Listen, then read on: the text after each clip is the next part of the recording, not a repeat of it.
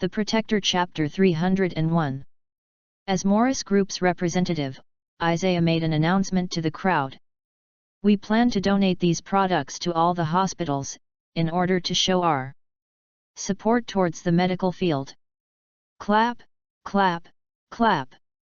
Benny Quinton was the first to clap. The members of the media and public soon followed suit. Morris Group had successfully boosted its reputation, gaining the public's favor. Even the company's share price had risen steeply. All the other businesses owned by or related to Morris Group reaped the benefits as well. In the afternoon, over 20 famous artists declared that they would help in publicizing all of Morris Group's products for free. This was another impactful news that affected a lot of parties.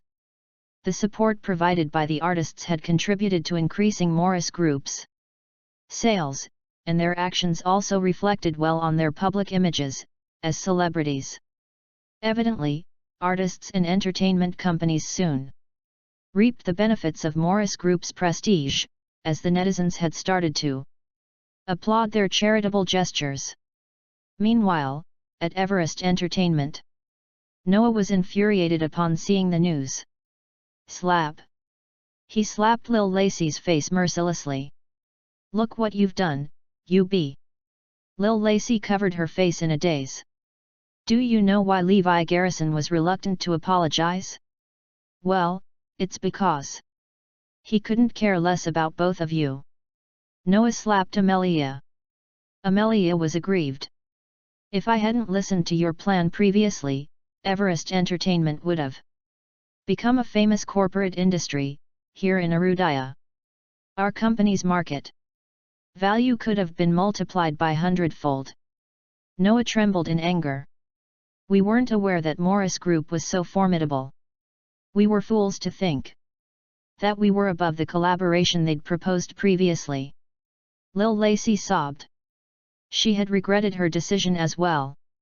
If I'd continued to help Morris Group in publicizing their product, I would have achieved a great leap in my career, making my transition from a net idol to a famous star. Let's go. Let's apologize to Morris Group. Hopefully, they'll be willing to provide us with a second chance. They must have chosen us previously because we'd possessed the merits they were looking for, Noah surmised immediately. They were unaware that it was Iris who had made the final call. Morris Group's decision-makers were not involved in this matter. Soon, all the executives of Everest Entertainment led Lil Lacey and 10 other artists over to Morris Group. Iris sneered when she saw the group of people. What are you doing here? We're aware that we've made a mistake, Ms. Annabelle. We'd acted like a bunch of ignorant fools in the past. Why are you all just standing there? Kneel and apologize to Ms. Annabelle at once. Lil Lacey and all the other artists knelt on the floor, after receiving Noah's order. Iris fell into a daze. She was reminded of something that Levi had told her previously. They should be the ones apologizing to us. Iris could not believe that Levi's words had come true. Ms. Annabelle, Everest Entertainment is willing to collaborate with your company without asking for any remuneration. We will provide you with as many artists as you require. Feel free to utilize our publicity channel too.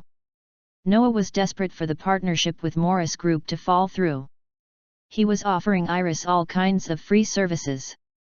That's right. We were fools in the past. From the way we see it now, Morris Group's products are the best. Lil Lacey piped up. Amelia pleaded with Iris, can you please consider our offer? We are providing free promotional services to both you and your company. This is certainly a deal that will greatly benefit Morris Group. Iris and the other executives were dumbfounded. They'd been so arrogant previously. Now, they're kneeling before us, requesting for us to accept their free services, making this collaboration possible? They're only doing this because of Morris Group's current influence in the industry. Nonetheless, it's not a bad idea to have a group of artists promoting our products at no cost. No. I can't allow unethical artists, such as yourselves, to taint Morris Group's reputation. Levi rejected their offer. Iris frowned. Go away, Levi Garrison. You don't have the right to speak here. The Protector Chapter 302. Although Morris Group's crisis was resolved, Iris did not think that Levi had anything to do with the matter. We'd managed to turn the situation around because of the big boss's strategy. Levi Garrison is merely here because of Isaiah Wade's assistance. How dare he make the decision for us? Does he really believe that he is one of the company's leaders? Let me make this clear, Levi.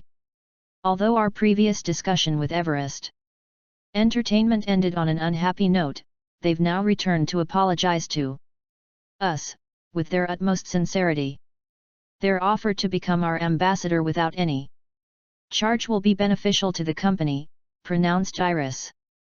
From Iris's point of view, any free labor should be utilized by the company, regardless of their work ethics.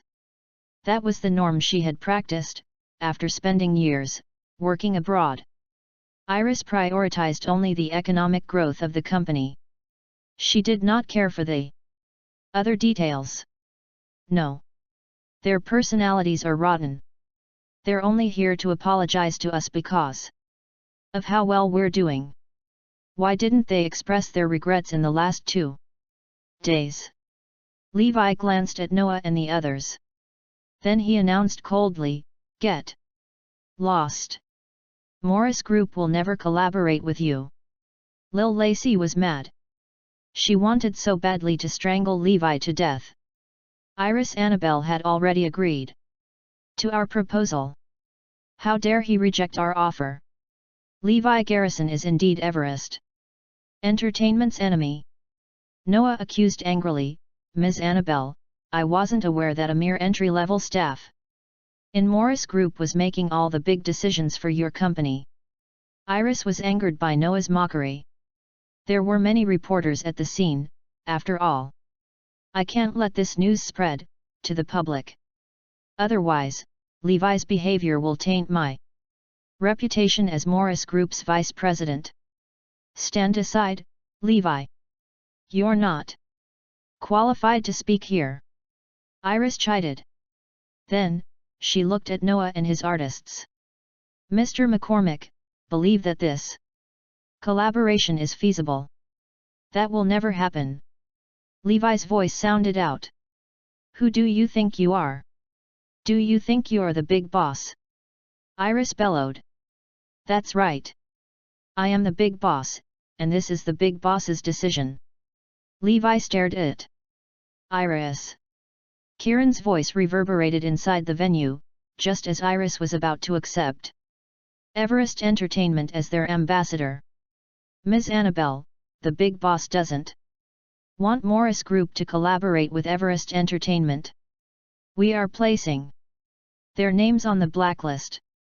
Kieran showed up at that moment.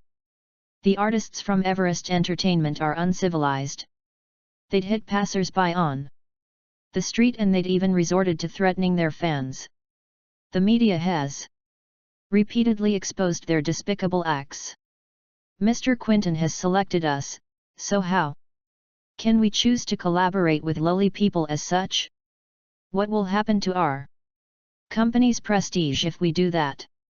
Iris's face flushed red after listening to Kieran's speech. She was too profit-oriented, neglecting all the other elements in conducting a business. However, Kieran's words had caused her to think twice. I have to change my business philosophy. A company requires a good reputation to win over the public's favor. Only then can we maximize our gain.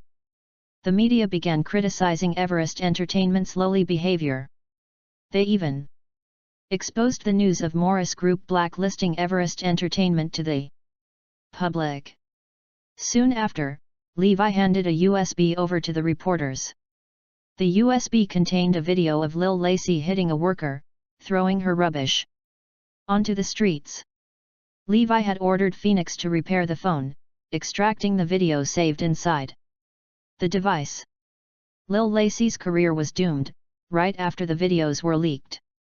Netizens flooded the internet with their dissatisfaction and anger towards Lil Lacey's behavior. Everest Entertainment's future became bleak, all of a sudden, as Lil Lacey and the other artists were nearing the end of their careers. No entertainment company would dare to sign a contract with them after such an incident. Levi walked up to Iris and chided with a smile, "I've told you, haven't I? These ambassadors aren't suitable for our medical products. Mr. Quinton is the best candidate." Iris put on a disdainful smile. "Why are you behaving as if you were the one who'd invited Mr. Quinton to collaborate with us?" The Protector Chapter 303. "I did invite him," Levi exclaimed. "Humph. Our big boss invited Mr. Quinton. You've got nothing to do with this matter," Iris sneered. "That's enough. Let's stop bickering. Focus on the work at hand. How can you waste your time arguing with me? The upcoming tasks will prove to be a challenge."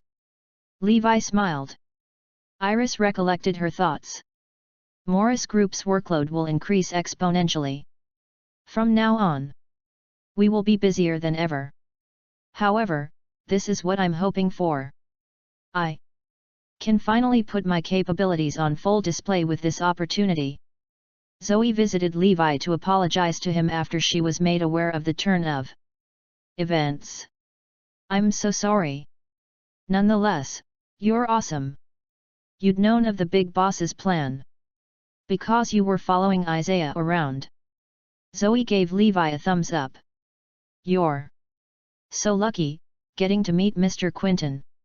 Do you know how jealous Mother is? Mr. Quinton is her idol.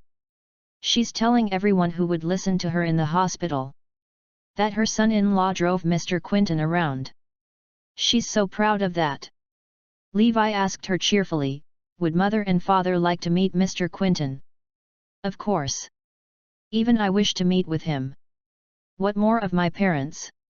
Zoe answered immediately. "Okay. You should inform them to prepare dinner and a bottle of good wine when you've arrived home. I'll invite Mr. Quinton to our house tonight, so that Mother and Father can meet with him."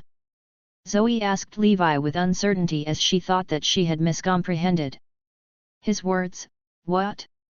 You're inviting Mr. Quinton over to our house? Your joke isn't funny at all. I'm speaking the truth.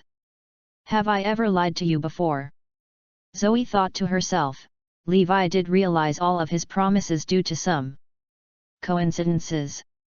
"Indeed, he has never lied to me. Okay. I'll trust you this time. However, I cannot guarantee that my parents will share my sentiment." Zoe informed her parents of Levi's intention when she returned home. "Humph. Nonsense. Do you know who Benny Quinton is? Do you think Levi Garrison is qualified to invite him over?" Aaron jeered. "That's right. I doubt Levi can achieve this. He couldn't have achieved such a feat, even in his prime, 6 years ago." Today, Mr. Quinton had rejected the requests of the wealthiest man in Northampton, along with the requests of the members of the Northampton Chamber of Commerce. Caitlin shared Aaron's point of view. Zoe asked, "Do we have to prepare the dinner then? Why do we need to prepare anything? You're the only one who would believe in Levi's joke." Aaron answered. Zoe was convinced by her parents that Levi was merely kidding. "We're talking about Benny Quinton, after all. He's one of the most prominent figures in the medical field." They refused to dwell any longer in that matter and continued with their tasks. Afterward, soon enough, it was 8 in the evening. Someone knocked upon the door. Zoe headed over, with the intention to unlock the door. She turned around and walked back into the house without saying a word after. She had seen Levi. "Hey, where are you going, honey? You should welcome our guest." "Where's father and mother? Ask them to come to the door as well." Zoe was taken aback by Levi's response. She turned around and saw another person behind him. Zoe was shocked to her core. "Hello, Ms. Lopez. I'm here to visit you and your family." Benny Quinton greeted her with a smile. Boom!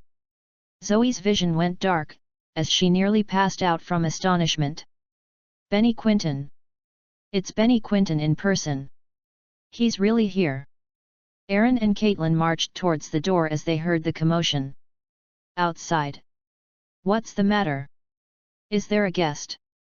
Aaron and Caitlin looked in Levi's direction. Boom!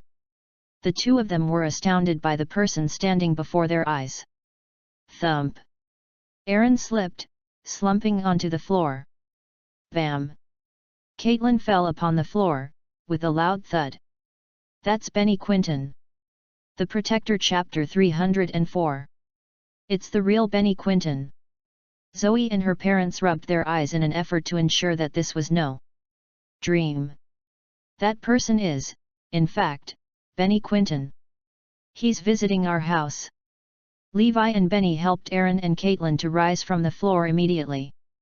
The couple was taken aback by the pleasant surprise. Benny Quinton had helped them up from the floor. That was a story they could boast about for the rest of their lives. The people who had helped them up were actually two of the most significant figures in Arudaya. Aaron and Caitlin were the only people in the entire nation who had the luxury of enjoying such treatment. I'm here for a visit, Mr. and Mrs. Lopez. Benny greeted. Aaron and Caitlin were startled. They did not think they were worthy enough to be on the receiving end of Benny's courteous address. Levi frowned. Why are both of you so excited? Did I not ask Zoe to inform you in advance? Boom! Aaron and Caitlin almost knelt on the floor after listening to Levi's comment. Indeed, Zoe had informed them. She had even told them to prepare dinner. Unfortunately, none of them believed in Levi.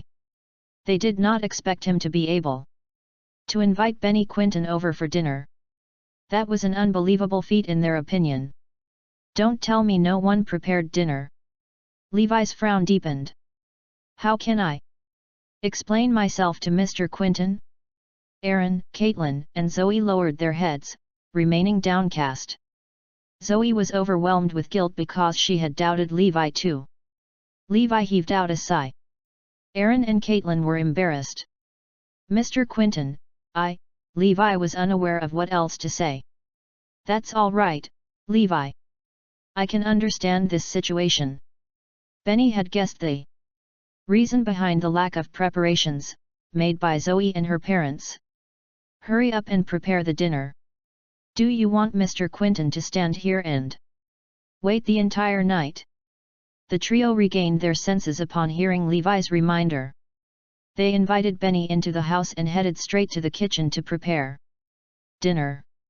Luckily, there were some vegetables and meat left in the refrigerator. Aaron was caught in a difficult situation because there was no good wine left in the house. Don't worry about that, Father. I've brought 2 bottles of liquor over, from the war zone. Levi was glad he had prepared the liquor, saving himself from further embarrassment. Dinner was soon served swiftly, as Zoe received help from her parents inside the kitchen. It all felt surreal, taking in the sight of Benny, seated around the dining table. That man was Benny Quinton, the legendary figure in Arudaya's medical field. A person who was as important as the nation's treasure. I can't believe he's here in our house. This is incredible. Aaron, Caitlin, and Zoe even took pictures of Benny in secret. They never imagined the impact that those photos would create in the future. Although Benny was a high and mighty figure, he was still a down-to-earth person. He had repeatedly praised Aaron and his family for the home-cooked meal and the pleasant wine. Living these tranquil moments like a normal person was Benny's favorite lifestyle. Aaron could not contain his curiosity for long, after having his share of liquor. "Why did you accept my son-in-law's invitation, Mr. Quinton? We'd thought that something like this would never happen." Zoe and Caitlin nodded in agreement. Benny gave Levi a meaningful look before he explained with a smile, "The first reason is that I am now acquainted with Levi since he had driven me around today. Besides, I am aware Levi is the founder of this core technology that helped create these medical apparatuses. I sincerely respect people like him." "I see. You're indeed a role model to learn from in the medical field, Mr. Quinton. Cheers." Aaron raised his glass. In their opinion, Benny was merely humble enough to accept Levi's invitation. Hence, they thought of Benny as a generous and great man. Benny was about to leave after filling up his stomach. "I'll be sending Mr. Quinton off now." "Okay. Be careful. Take Zoe's car." Ultimately, Levi drove Benny over to Maple Manor. That was the place where Azure Dragon, Phoenix, and the others lived. The Protector Chapter 305. "You don't have to arrange for me to stay in this extravagant place. I'm all right staying at my current place," Benny quipped. "I need to prioritize your safety, Mr. Quinton." Levi arranged for Benny and his secretary to stay in Maple Manor. "Mr. Quinton's well-being should be secured since this place is guarded by soldiers at all times." Morris Group's increasing fame and their products overwhelmed the North Hampton Chamber of Commerce's influence all of a sudden. The chamber was slow to react to Morris Group's success, as Morris Group had almost dominated the medical apparatus market. Even the technicians working under the chamber were planning to resign from their jobs and bring their talents to Morris Group. "Let us merely observe, during this critical moment. We'll wait until the end of the Commander-in-Chief's appointment ceremony before we make any moves." Eric and the others were depressed. However, they were forced to endure Morris Group's advancement. Even the wealthiest family in Northampton, the Gonzalez family, felt threatened by Morris Group's rising. The last time they had felt as such, was when Levi was still the person in charge of Levi Group. However, everyone was still focused on Benny Quinton's arrival at that moment. Benny had to stay in Northampton for some time because he would be attending the appointment ceremony as well. Many people had invited Benny to their gatherings and events, but he had rejected all of their invitations. Benny refused to stay idle in the upcoming days. He went to work at Northampton City First Hospital. However, he did not join the hospital as a specialist. Rather, Benny joined as a normal doctor. All patients would only have to pay $12 to receive treatment from him. That was a great blessing to every citizen in Northampton. A lot of patients who were contracted with complicated diseases went to visit Benny. Benny even arranged for Caitlin to become his assistant. The appointment caused Caitlin's position to rise in the hospital's hierarchy. It was almost certain for her to be selected as the director of her department. Levi smiled wryly after he was made aware of that news. He had wanted Benny to get some rest while he stayed in Northampton. To his dismay, Benny went to work as usual because he was not a man who enjoyed having too much leisure time. That was one of the reasons why Benny Quinton was one of the most significant figures in Arudaya. Benny worked as a frontliner and treated plenty of patients. For the next few days, he treated all of his patients fairly, regardless of their family background. Northampton turned into a hot spot for medical tourism, all the fruits of labor, of Benny's influence. Even Caitlin became a small celebrity, simply working alongside him. One day, Benny was working in his office. Suddenly, a group of ferocious men entered the facility in an imposing manner. They were obviously thugs who were up to no good. Everyone inside the hallway scurried away after they noticed the thugs' menacing gazes. The group of thugs, that consisted of no lesser than 8 men, disregarded the long queue outside and barged into Benny's office. "What are you doing? If you're here to receive treatment from Mr. Quinton, then you need to take a number and wait for your turn," Caitlin reminded. Slap. The man leading the group of thugs slapped Caitlin's face mercilessly. She staggered backward and slumped onto the floor, as that man's slap left a visible mark on her face. The patients seated inside the office were frightened by the scene, so they hurriedly left the room. Benny was unfazed as he was an experienced man in life. He questioned the group of unreasonable men angrily, "Who are you? Why have you hit an innocent person?"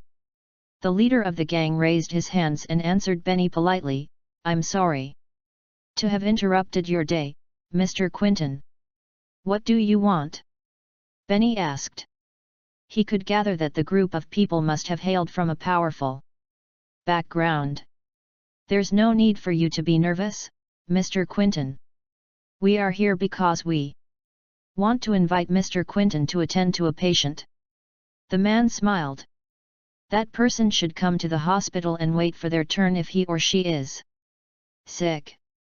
I will be here in Northampton in these upcoming days," Benny replied. No, Mr. Quinton. My young master told us to invite you to the house. It is inappropriate for someone with my young master's status to come all the way to the hospital to receive treatment."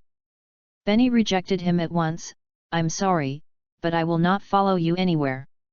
I will only accept patients who visit the hospital." The Protector Chapter 306. The man's face darkened after listening to Benny's statement. He roared, "You are indeed a stubborn old man. Yield or face the consequences." Benny laughed. "What are you planning to do then? I'll have to take you away by force if you are unwilling to cooperate with us." "Sorry about this." The man's eyes gleamed with malicious intent. "That's right, Mr. Quinton. Don't force us to resort to that method. Moreover, we are only inviting you to attend to a patient. There's nothing for you to be afraid of." The others chimed in. Benny was determined. "No. This is a matter of principle.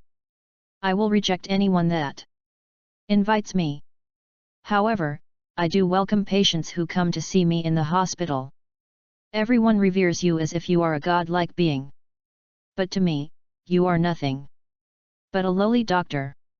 How dare you think so highly of yourself, acting all high and mighty in front of us? That's right. It's time to get off your high horse. We are inviting you to follow us politely because of your respectable reputation. However, you should really know your place. You are just a dumb doctor. It is already a great honor for you to receive an invitation from our young master." The group's leader grabbed Benny and dragged him out of the office as he spoke. Caitlin quickly stopped them from leaving. Bam! The thugs kicked Caitlin's abdomen. She fell onto the floor, drenched in a cold sweat, as pain washed over her. The group of men brought Benny away from the hospital afterward. The security guards tried to stop them, but they were swiftly defeated by the thugs. They boarded several cars and left the hospital after a few moments. Levi, Isaiah, and the other executives of Morris Group were discussing a matter when Levi received a call from Zoe. "Levi, something bad has happened. A group of men went to the hospital earlier. They'd beaten Mother up and had even brought Mr. Quinton away." Levi was upset after hanging up the phone. "This is outrageous." He made a phone call and ordered harshly, "Find out Mr. Quinton's location at once, Phoenix." Northampton City was formed by combining two large cities in the past, namely Hampton City and North City. The current Northampton City was actually a newly developed area, combining both Hampton City and North City.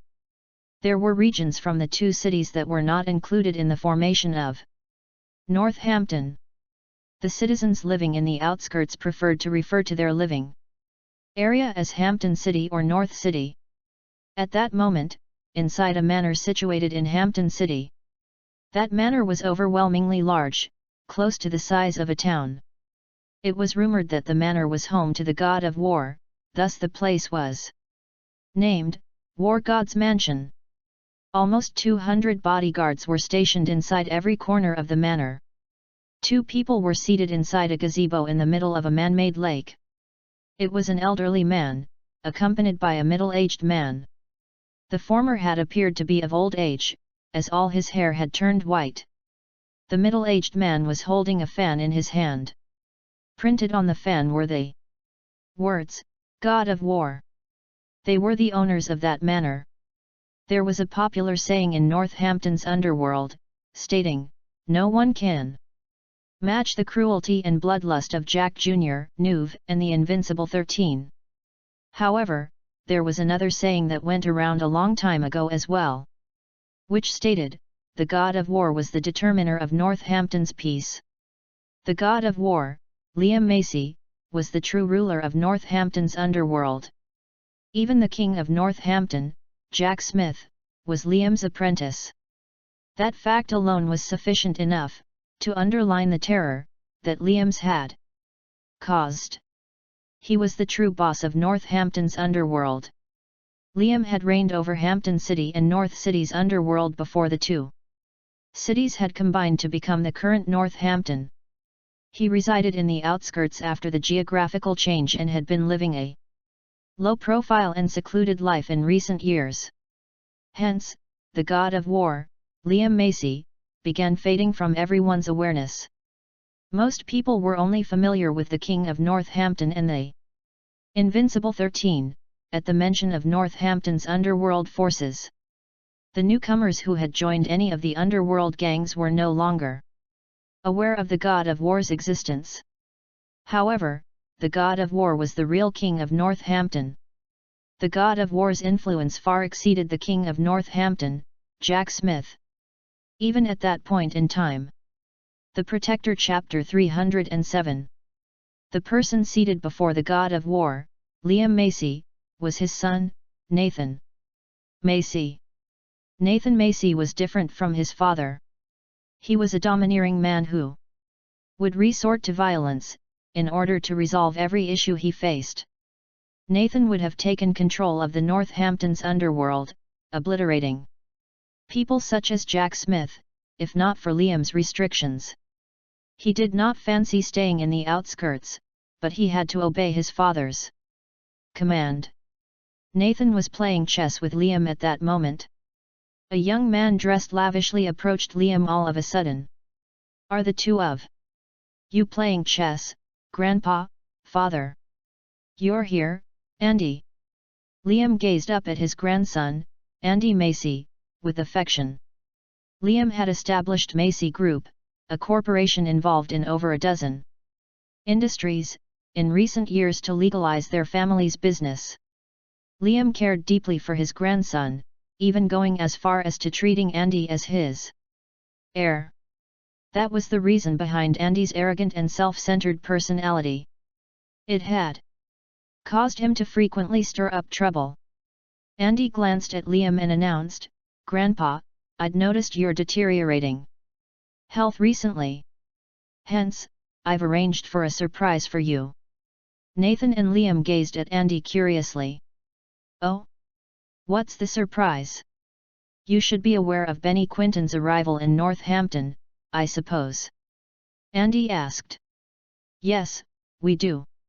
I've invited Benny Quinton over to our house so that he can examine Grandpa, Father, and Mother's health conditions." Andy answered with excitement. Liam and Nathan were surprised after listening to Andy. "What? You've invited Benny Quinton? He has never accepted any invitations, as far as I'm concerned. He'd even rejected Winston Gonzalez and the others." Andy smiled. That's right. He's indeed a stubborn old man. I can't believe he'd wanted Grandpa to visit the hospital and wait for your turn. With our status, he should be coming to us. Liam sensed something from Andy's words. He could not help but ask, so?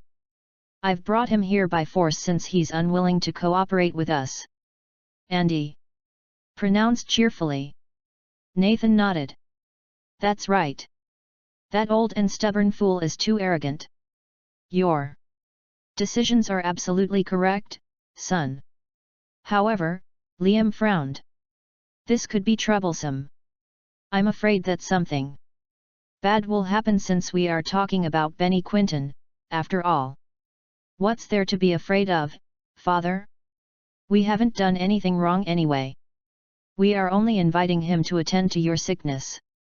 We've paid our respects to him, even though we were using a rather extreme method to invite him over.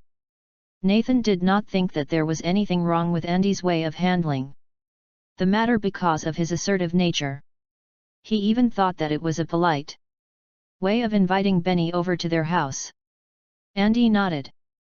Father is right, Grandpa. We are not harming Benny Quinton in any manner. I am sure that he will be delighted after we pay him a huge amount of treatment fees for his effort. Liam was convinced. You've got a point there. Moreover, why do I have to be afraid? It's not wrong for me to invite him over. No one has the right to reject the Macy family's invitation in this world.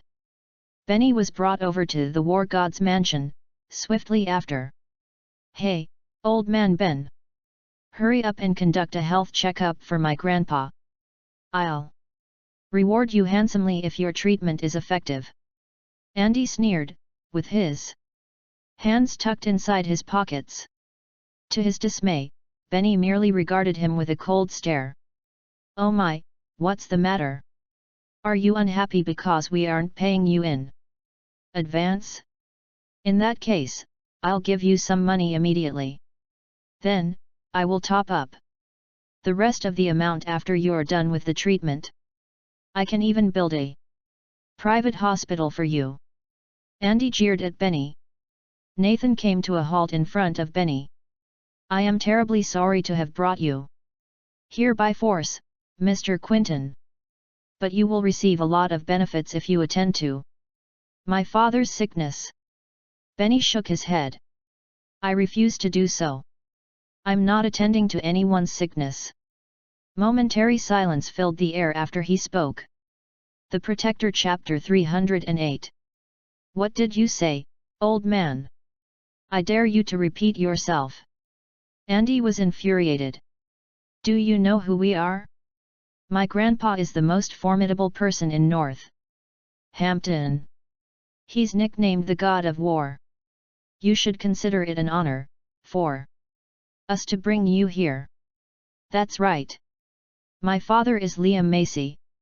I am Nathan Macy. Our family is rather powerful in Northampton. Although we are living a secluded life now, my father used to rule Northampton's underworld in the past. Nathan announced with a smile. Nathan's humble pretense in his speech did not dampen his insolence. Benny looked at the pair of father and son in disdain. Can your family's background match up with my close friend, the God of War? Don't worry, Mr. Quinton. We will send you back to the hospital after you are done with my father's treatment. Not only will you receive a large amount of reward, but you will also be considered as the Macy's family's friend. Nathan reassured. Others would have been shocked to their cores by Nathan's offer because countless people had tried all that they could to befriend the Macy family. Despite Liam's current secluded lifestyle, plenty of influential figures would visit him every day. They were putting forth their best efforts to be acquainted with him. Unfortunately, only a selected few had truly befriended the Macy family. Benny shook his head again. I do not need that many friends. You should bring me back as soon as possible. Otherwise, the Macy family will be in deep trouble. Nathan and Andy exchanged glances after receiving Benny's advice. Then, both of them laughed aloud. There were 3 untouchable forces in Northampton. The wealthiest man, Winston Gonzales, the Northampton Chamber of Commerce, and the God of War, Liam Macy. It was an impossible task for anyone to defeat these 3 powerful forces. "Oh? Are you a fortune teller, Mr. Quinton? When will trouble befall our family?" Liam croaked. He crossed his hands behind his back and walked up to Benny. Slowly. Liam shared the appearance of an ordinary man. But he exuded a domineering, an impressive aura from his body. Benny felt Liam's overwhelming presence at once. Benny had met with people from all walks of life. He was certain that Liam's imposing manner was one of the most spectacular he had ever witnessed. "I respect you, Mr. Quinton. I'd wanted to send you back to the hospital because I did not want to cause anyone any inconvenience. But I am intrigued by what you have just said. I do wonder, who has the capabilities to inflict trouble on the Macy family?" Liam questioned coldly. Benny persuaded him, "I advise you to send me back at once. Otherwise, you will invite trouble to yourselves. Some things are beyond my control." "Ha ha ha. I heard that no one has ever successfully invited you to any event or gathering. I shall be the first person to achieve this accomplishment. Let's see how long I can make you stay in my house." Liam was uncompromising. He wanted to take the risk of going against Benny's advice. Nathan and Andy wore smug expressions on their faces. Members of the Macy family were overbearing. They did as they pleased and disregarded all the rules whenever they had yearned for things to go their way. They did not care about the Gonzales family or the Northampton Chamber of Commerce. The Macy family was the family that had caused the most problems to arise for Jesse Nielsen because of their extensive influence and volatile nature, unlike the relatively docile Gonzales family and the Northampton Chamber of Commerce. Any unpredictable move from the Macy family would be disastrous to Northampton, yet there was no way to restrain them. Benny smiled.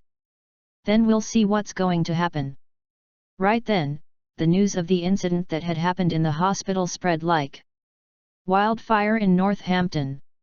Some people had abducted Benny Quinton from City First Hospital and had even beaten up over a dozen hospital staff, including doctors, nurses, and security guards.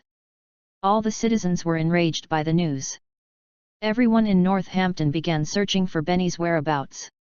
The Gonzales family and the Northampton Chamber of Commerce were utilizing all of their connections to locate Benny as well because that was a golden opportunity for them. Anyone who could rescue Benny Quinton would become acquainted with him, receiving endless bouts of benefits from that mere connection. The Protector Chapter 309. The police did not intervene in the matter because no one had filed a report. Unfortunately, there was actually another reason behind such a peculiar turn of events. Levi had decided to take charge of the matter related to Benny. Hence, no one else had the right to meddle. Half an hour later, all the formidable forces in Northampton received news of Benny's current location in the War God's Mansion, in Hampton City. They were also made aware of the identity of the person who had kidnapped Benny. That person was the God of War, Liam Macy's grandson, Andy Macy. Inside the most luxurious villa in Northampton, Winston Gonzales put on his clothes and announced, "Let's go. We are going to the Macy family's house in the outskirts." The Gonzales family sped in the outskirts direction. Their cars arrived at the War God's Mansion, after a short while. Another fleet of cars came to a halt in front of the mansion from another direction. At the same time, Eric Robinson, Wallace Henderson, and the lot alighted their cars. They were people from the Northampton Chamber of Commerce. The Gonzalez family and the people from the chamber were the first to arrive at the scene. Let's head in together. We will make further discussion after rescuing Mr. Quinton. Winston Gonzalez urged. All right. Let's do this together. Eric Robinson and his friends agreed to Winston's suggestion.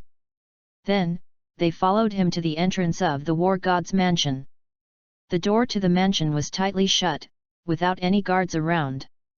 Clint stepped forward and knocked on the door after Winston waved his hand. Please inform your master, Winston Gonzalez from the Gonzalez family and the 4 noble families from the Northampton Chamber of Commerce, Eric Robinson, Wallace Henderson, Clifford Anderson, and Baldwin Williamson are here to meet with the God of War. Clint demanded. The people inside the War God's mansion gasped after listening to Clint's announcement. Did we underestimate Benny Quinton's significance? The 2 most formidable forces in Northampton have arrived so swiftly. Even Winston Gonzalez is here in person. Nathan informed Liam of that news immediately after he was made aware of their arrivals. They're all here. Liam was mildly astounded. What should we do, father? Nathan asked. Liam's lips curled into a sneer.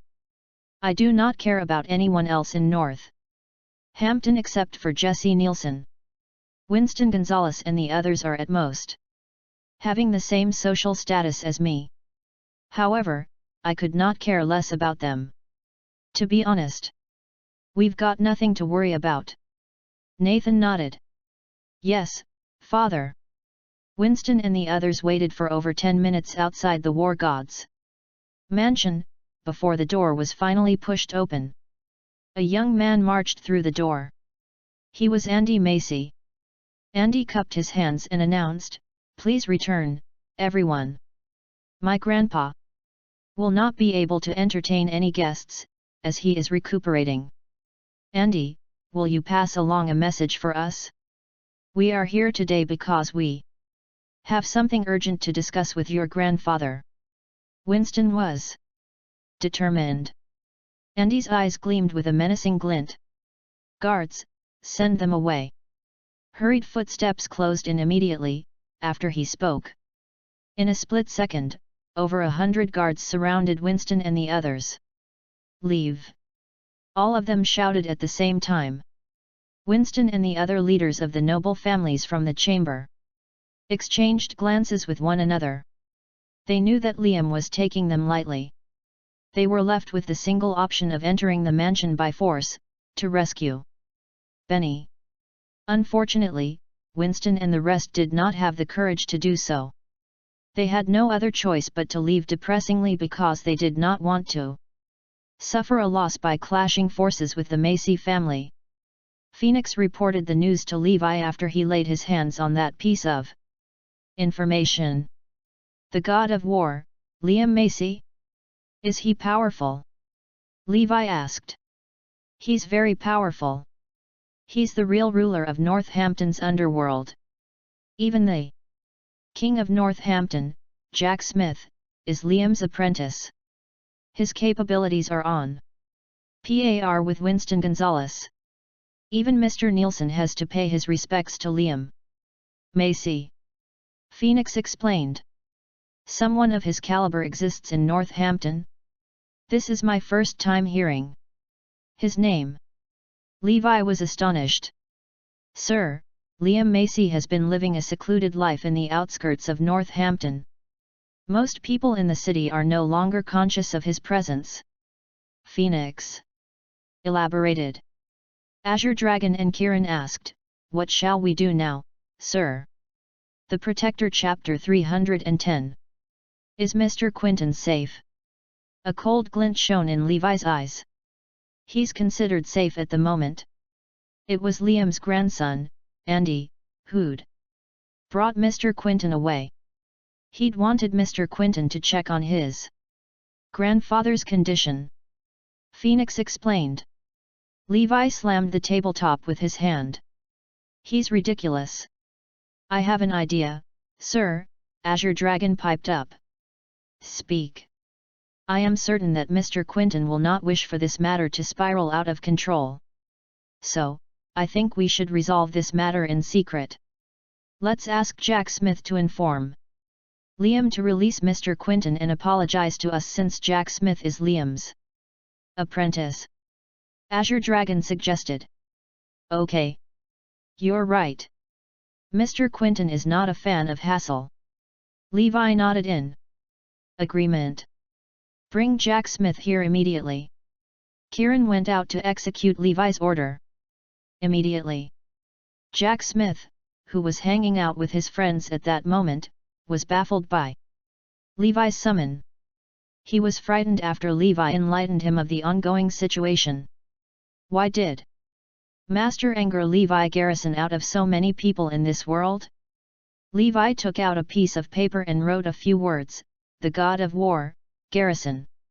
Hand this piece of paper over to Liam Macy and tell him to release Mr. Quinton. Right now. I want him to surrender his followers who'd hit those innocent people in the hospital too." Levi commanded. Understood. Jack Smith received the piece of paper with trembling hands and swiftly left Levi's sight. Meanwhile, over 100 bodyguards had been positioned outside the War God's mansion. The reason was that over a dozen people with high social statuses in North Hampton visited the place, in an attempt to rescue Benny, after Winston Gonzalez and the people from the Northampton Chamber of Commerce left. Even Liam was impressed by Benny's influence. Benny Quinton truly lives up to his reputation. It's like I am the one who's at fault here for offending someone as great as him. However, Liam ordered his bodyguards to chase their visitors away because none of them was significant in Liam's opinion. Is there any news on Mr. Nielsen? Liam asked. Nope, father.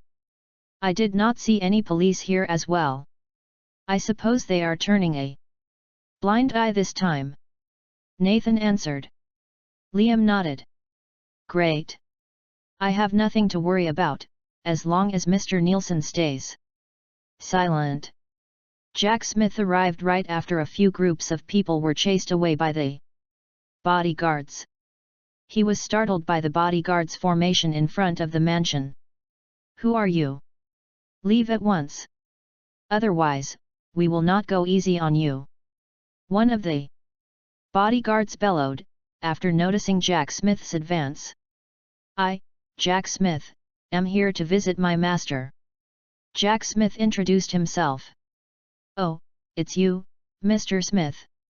Please, come in. My father welcomes you into the house. Nathan welcomed Jack in person. Inside the sitting room in the War God's mansion, Liam was sipping on his cup of tea with Benny seated beside him. Why are you here, Jack? Liam asked. Thump. Jack knelt before Liam before speaking a word. Liam was taken aback by Jack's unexpected gesture. Why are you doing this, Jack? Jack lowered his head and stammered, Master. I do not dare to speak. There's no need to hesitate. Liam was puzzled. Nathan and Andy were caught in perplexity as well. Benny's lips curved upwards into a smile as if he knew what was going on. Speak. Liam raised his tone and grimaced. Jack was shocked. He took out the piece of paper that Levi had handed to him earlier, as his body shuddered uncontrollably. Master, someone wants you to have this. He commands you to release Mr. Quinton immediately and apologize to him. He also wants you to surrender the few people who'd caused trouble in the hospital. Jack spoke through gritted teeth. What? Who's this outrageous bee? How dare he demand an apology from the Macy family? He must have a death wish. Nathan and Andy responded. The Protector Chapter 311. Even the Gonzalez family and members of the Northampton Chamber of Commerce had to concede to the Macy family.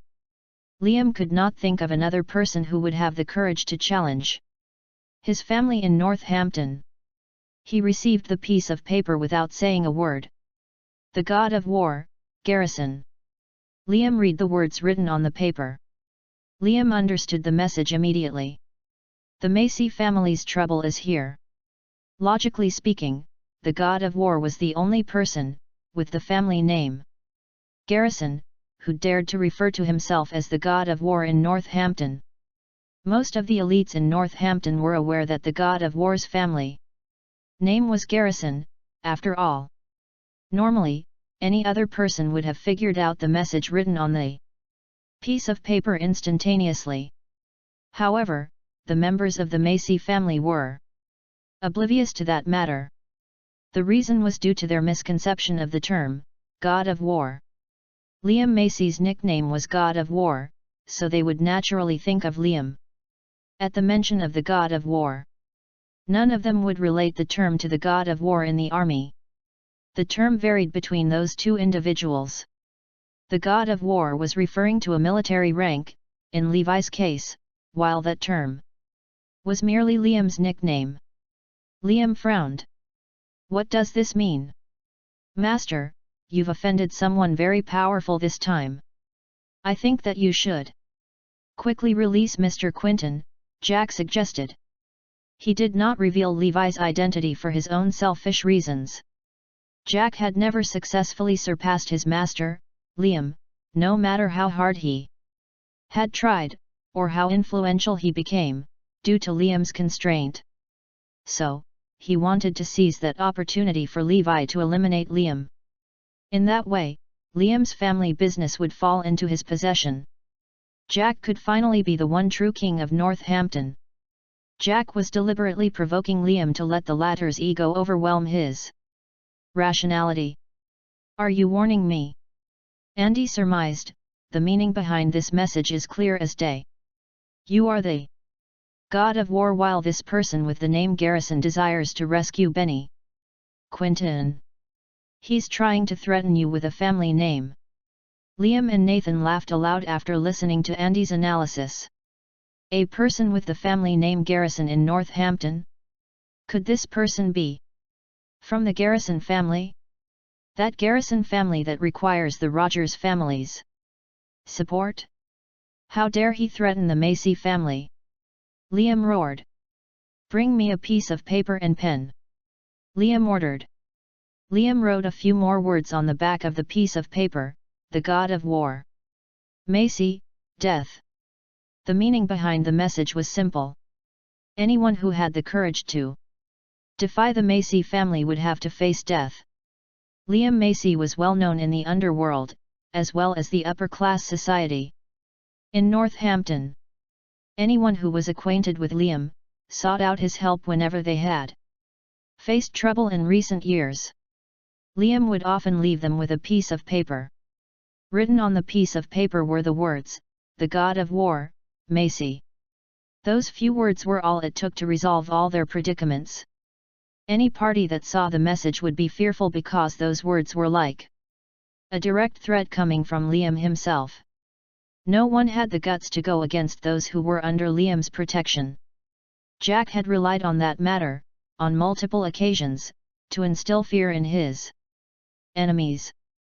They knelt before him once they had seen Liam Macy's name printed on Jack's fan. Return this piece of paper to that person. Now. Liam ordered coldly. Even Winston Gonzalez and the members of the chamber would have to yield before that message, not to mention a mere Garrison family member. Understood, Master. I'll do as you say right away. Jack received the piece of paper with shaky hands. Jack made a swift return, to Levi. Levi and the others were stunned as they read the few words written on the back of the paper. He's so arrogant. Levi uttered with a smile. Then he gave Jack a meaningful look. Jack felt as though his intention was exposed, as Levi fixated his piercing gaze on him. What a daredevil, Liam Macy! How dare he refer to himself as the God of War? Kieran was mad. The Protector Chapter 312. Levi lit a cigarette and smiled.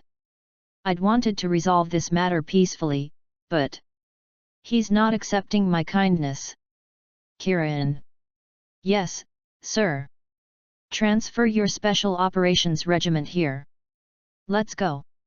Yes, sir.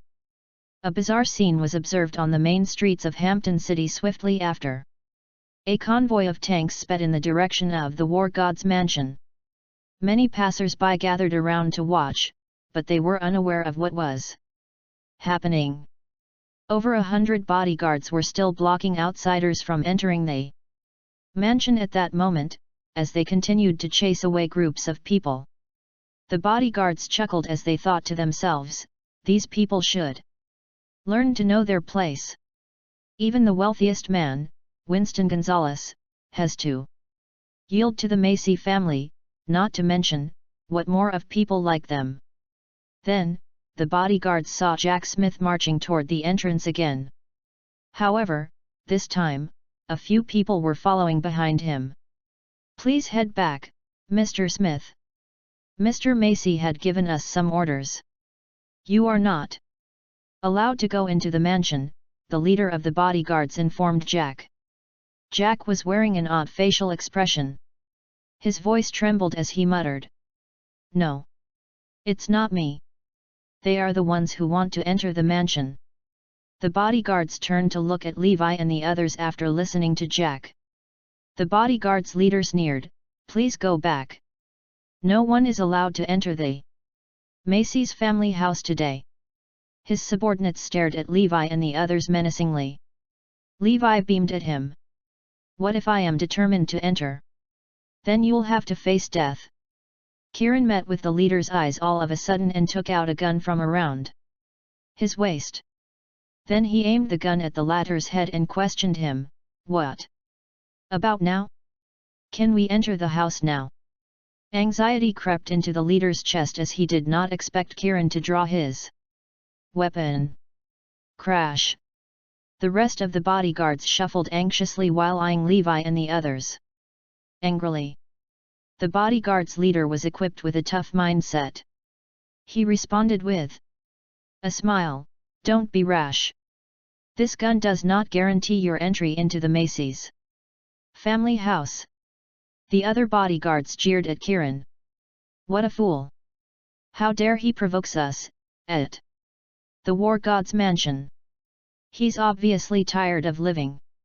We are talking about the Macy family, after all. The most influential family in the city. Does that mean that we are still not allowed to enter the place? Kieran asked. Of course. Winston Gonzalez and the people from the Northampton Chamber of Commerce failed to enter too. The leader announced, mockingly. Okay. Advance. Kieran waved his hand. Deafening noises erupted from behind them all of a sudden. 20 tanks entered everyone's vision and rumbled forward, towards the entrance. All the bodyguards were scared out of their wits at the sight of the tanks. They could only stare at the scene in a daze.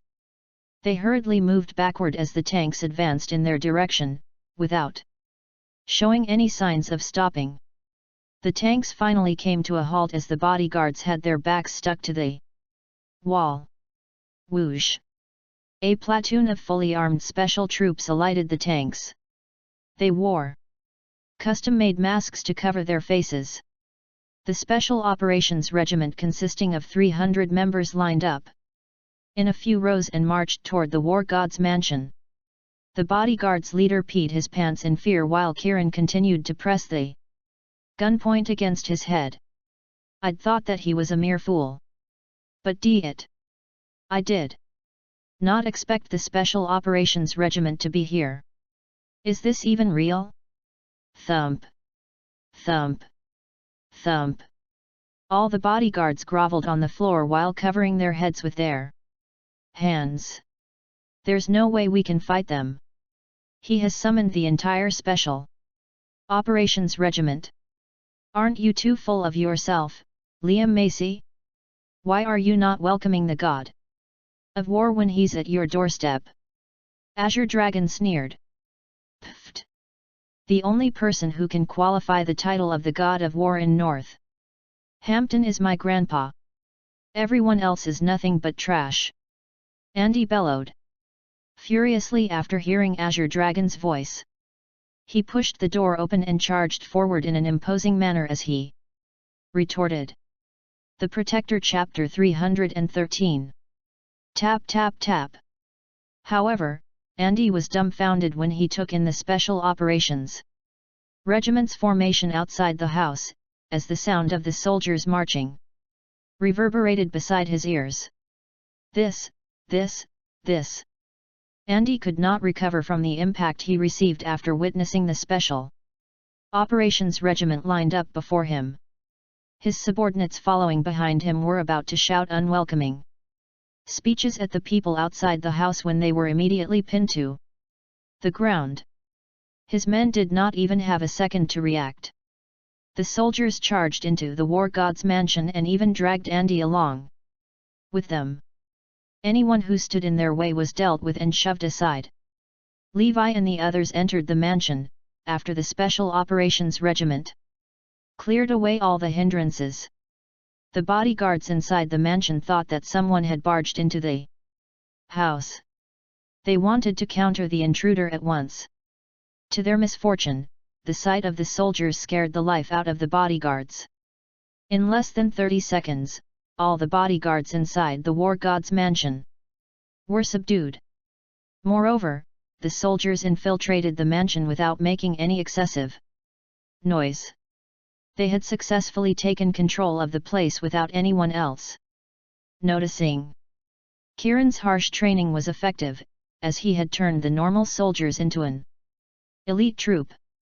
The soldiers lined up in 2 rows from the house entrance to the meeting hall. After they conquered the war god's mansion, Levi, Azure Dragon, and Kieran marched forward. Inside the meeting hall, Liam sipped on his cup of tea while sitting calmly in his chair. Nathan was slightly worried. Could something bad be happening outside the hall? Liam smiled. Don't worry. Andy is more than capable of handling everything. Benny merely put on a pensive smile without saying a word. Boom! The door to the meeting hall was knocked over, by a huge force, as soon as Liam spoke. A dozen soldiers rushed into the meeting hall the next second. They quickly lined up into 2 rows inside the hall. Liam and Nathan were startled by that sudden scene. Why are there soldiers inside my house? Moreover, these men appear to be a well-trained army.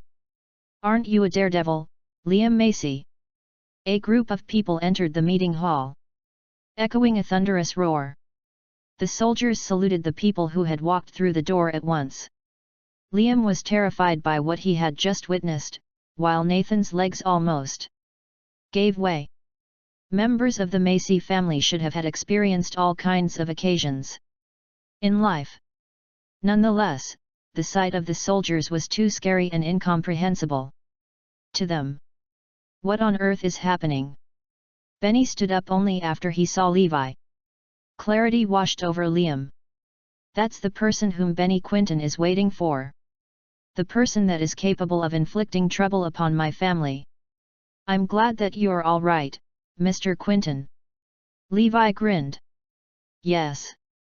They did not give me any trouble, Benny relayed. Nathan felt his strength seeping away from his body as Azure Dragon fixated his gaze on him. No words came to Nathan at that moment. Who the hell are these people? Do people like them exist in Northampton? Why haven't we heard anything about them? Liam was a veteran in life. He was able to regain his composure and asked. Who are you? I am the person who'd sent you the note earlier, Levi answered. The god of war, Garrison. Liam frowned. He was bewildered. Please forgive my foolishness.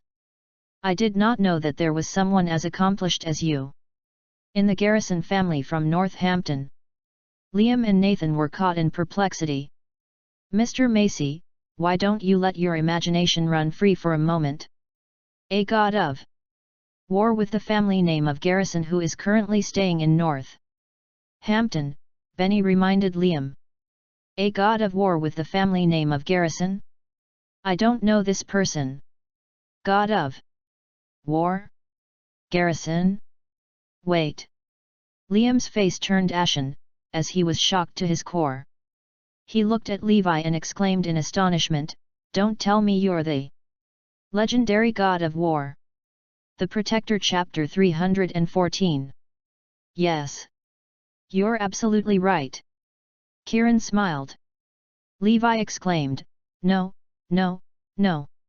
You're the real god of war." Boom. Liam almost passed out from fear, listening to Levi's comment. The god of war? This is just a nickname given to me by people in the underworld. This is completely different from the real god of war.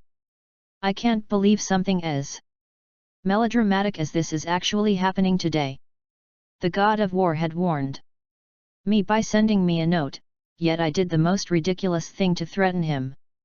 Wait, something's not right. I think Jack Smith screwed me over. Liam glanced at Jack. He knew that his apprentice was setting him up. Jack could have explained Levi Garrison's identity to me, but he did not. He's trying to eliminate me by utilizing the god of war's authority. Thump. Liam got down on his knees. Sir, everything that has happened today is just a misunderstanding. I invited Mr. Quinton to my place because I'd needed treatment. Liam explained in a hurry. Levi sat in Liam's seat and responded with a smile, "Okay. Let's put aside this matter related to Mr. Quinton. How should we address the incident that has happened in the hospital?" Liam looked at Andy immediately. "Hurry up and summon the men whom you'd assigned to the hospital earlier." All 8 men were brought forward after a short while. All of them knelt on the floor in fright. "This is just a misunderstanding. We were impatient just now." The men shivered fearfully. Liam piped up after noticing their conditions, "Sir, I will make sure that they receive the appropriate punishments for hitting those innocent people by following the law." Levi's lips curled into a sneer. "Well, I want to deal with this matter by using my way today because of a reason." "Reason?" Everyone was astounded. "Do you remember hitting a female doctor?" Levi asked. The men exchanged glances with one another. The only person who had fitted Levi's description was Benny Quinton's assistant, who had tried to stop them from leaving at that time. They nodded after a moment of consideration. "Oh, just so you know, that person is my mother-in-law." Dreadful silence filled the air after Levi spoke. Everyone was stunned. So, they hit the god of war's mother-in-law? Where did they find the courage to do something like that? Liam was drenched in a nervous sweat, as his face turned pallid, after a split second. He had never been more afraid in his entire life. Liam and Nathan finally understood how terribly they had raised Andy, by constantly showering him with affection, fulfilling his every wish. Andy grew up to become an arrogant, self-centered brat who would do anything as he pleased. Now they had to suffer the consequences of their bad parenting. Andy, soaked in a cold sweat, regretted his decision as well, for accidentally harming the god of war's mother-in-law. "Who hit her?" Levi asked. All 8 men, groveling on the floor, shuddered. None of them dared to admit their sins. "So, you're not confessing?" Levi's voice was heard again. The rest of the men took a step back to expose the culprit. The culprit, Tig, shook with fear. "Did you hit my mother-in-law?" Levi questioned him. Tig wanted to answer him, but he could not utter a single word. Bam! Levi kicked Tig in his face as the latter flew a few meters across the hall. Tig was dragged to Levi's feet again. Slap! Levi slapped Tig's face forcefully and sent him flying across the room again. Then, he was dragged to face Levi's wrath again. The process was repeated by at least 20 times. Tig's face had turned into a bloody mess after Levi was done. His facial features became misshapen and disfigured. Everyone else inside the hall was petrified by Levi's ruthlessness. Even the big boss of the underworld, Liam, was trembling.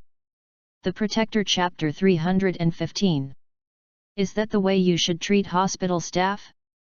How could you have to gall harm them, when they've been working hard to rescue lives? Did they offend you? Where is your conscience? Levi directed volleys of questions at Liam and his men. Pin-drop silence lingered in the air inside the hall, as no one dared to make a sound. Levi knew that he had every right and reason to punish those people for what they did. I want all of you who'd hurt the hospital staff to kneel and apologize to them at the hospital. Then you will fully compensate them for the damage you've done. Levi demanded. Okay. I will make the necessary arrangements. Liam answered. Levi then turned to glance at Liam. The Macy family shall retire from now on. Boom. That announcement was a bolt from the blue to the entire Macy family. Levi had determined the Macy family's fate with a single command. The Macy family would cease to exist in the underworld from that moment onwards. Jesse Nielsen may not have had the authority to uproot the Macy family's influence, but Levi could. No. No. Andy and Nathan looked absolutely miserable. They had wanted to inherit the Macy family's possession, ruling over North Hampton's underworld in the future. Levi's order had shattered their dreams. Liam, on the other hand, was calm and collected. He accepted the family's fate without any protest. In his opinion, it was already a blessing for them to remain alive after that incident. However, he knew that the Macy family's enemies would soon target them after they lose their status. So, the chances for them to survive would be slim. The Macy family's crisis had truly arrived. At that moment, Jack Smith, who was hiding amongst the crowd, smirked. Everything is proceeding as I'd planned. Levi Garrison has eliminated Liam Macy. As I'd expected. I can finally become the most powerful person in North Hampton's underworld. Hee hee. However, Levi turned to look at Jack, just as the smirk crept across his face. Do not think that I'm unaware of the scheme that you were planning, Jack Smith. You are going to retire alongside the Macy family. The smile on Jack's face wavered, after listening to Levi. He stared at Levi in utter disbelief. How can this be happening? To his misfortune, Levi did not stop there. He had eradicated all the underworld forces in Northampton that day. That news shocked everyone in the whole of Quebec. Ultimately, Benny returned to the hospital unscathed. The wrongdoers knelt before the hospital to express their remorse, compensating the hospital staff with a large amount of money.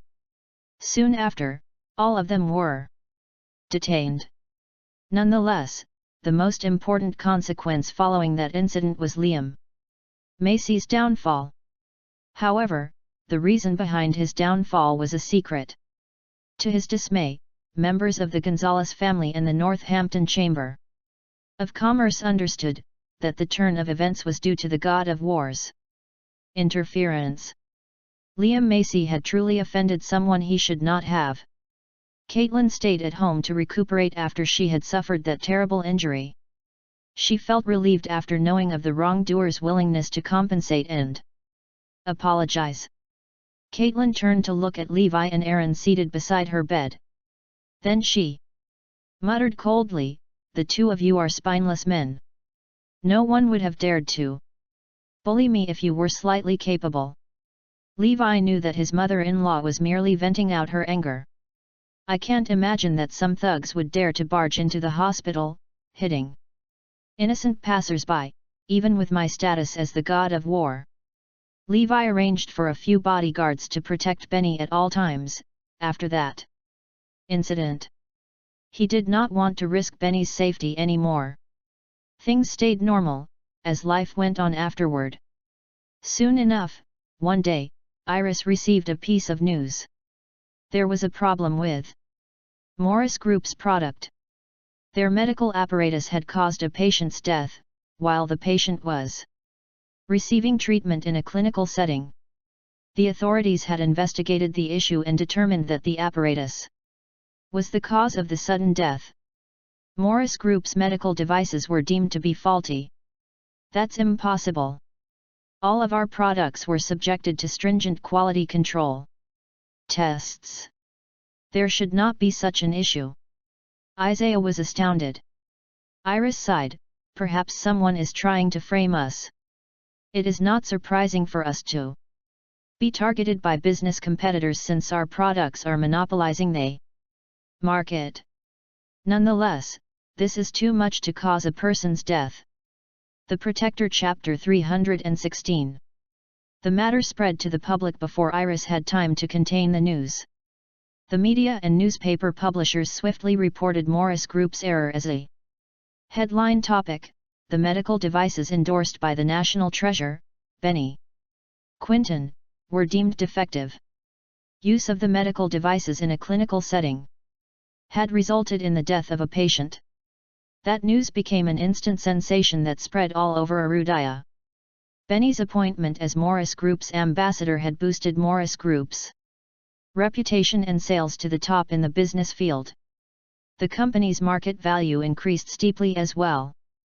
Morris Group's exponential growth had limited the Northampton Chamber of Commerce's control over the market.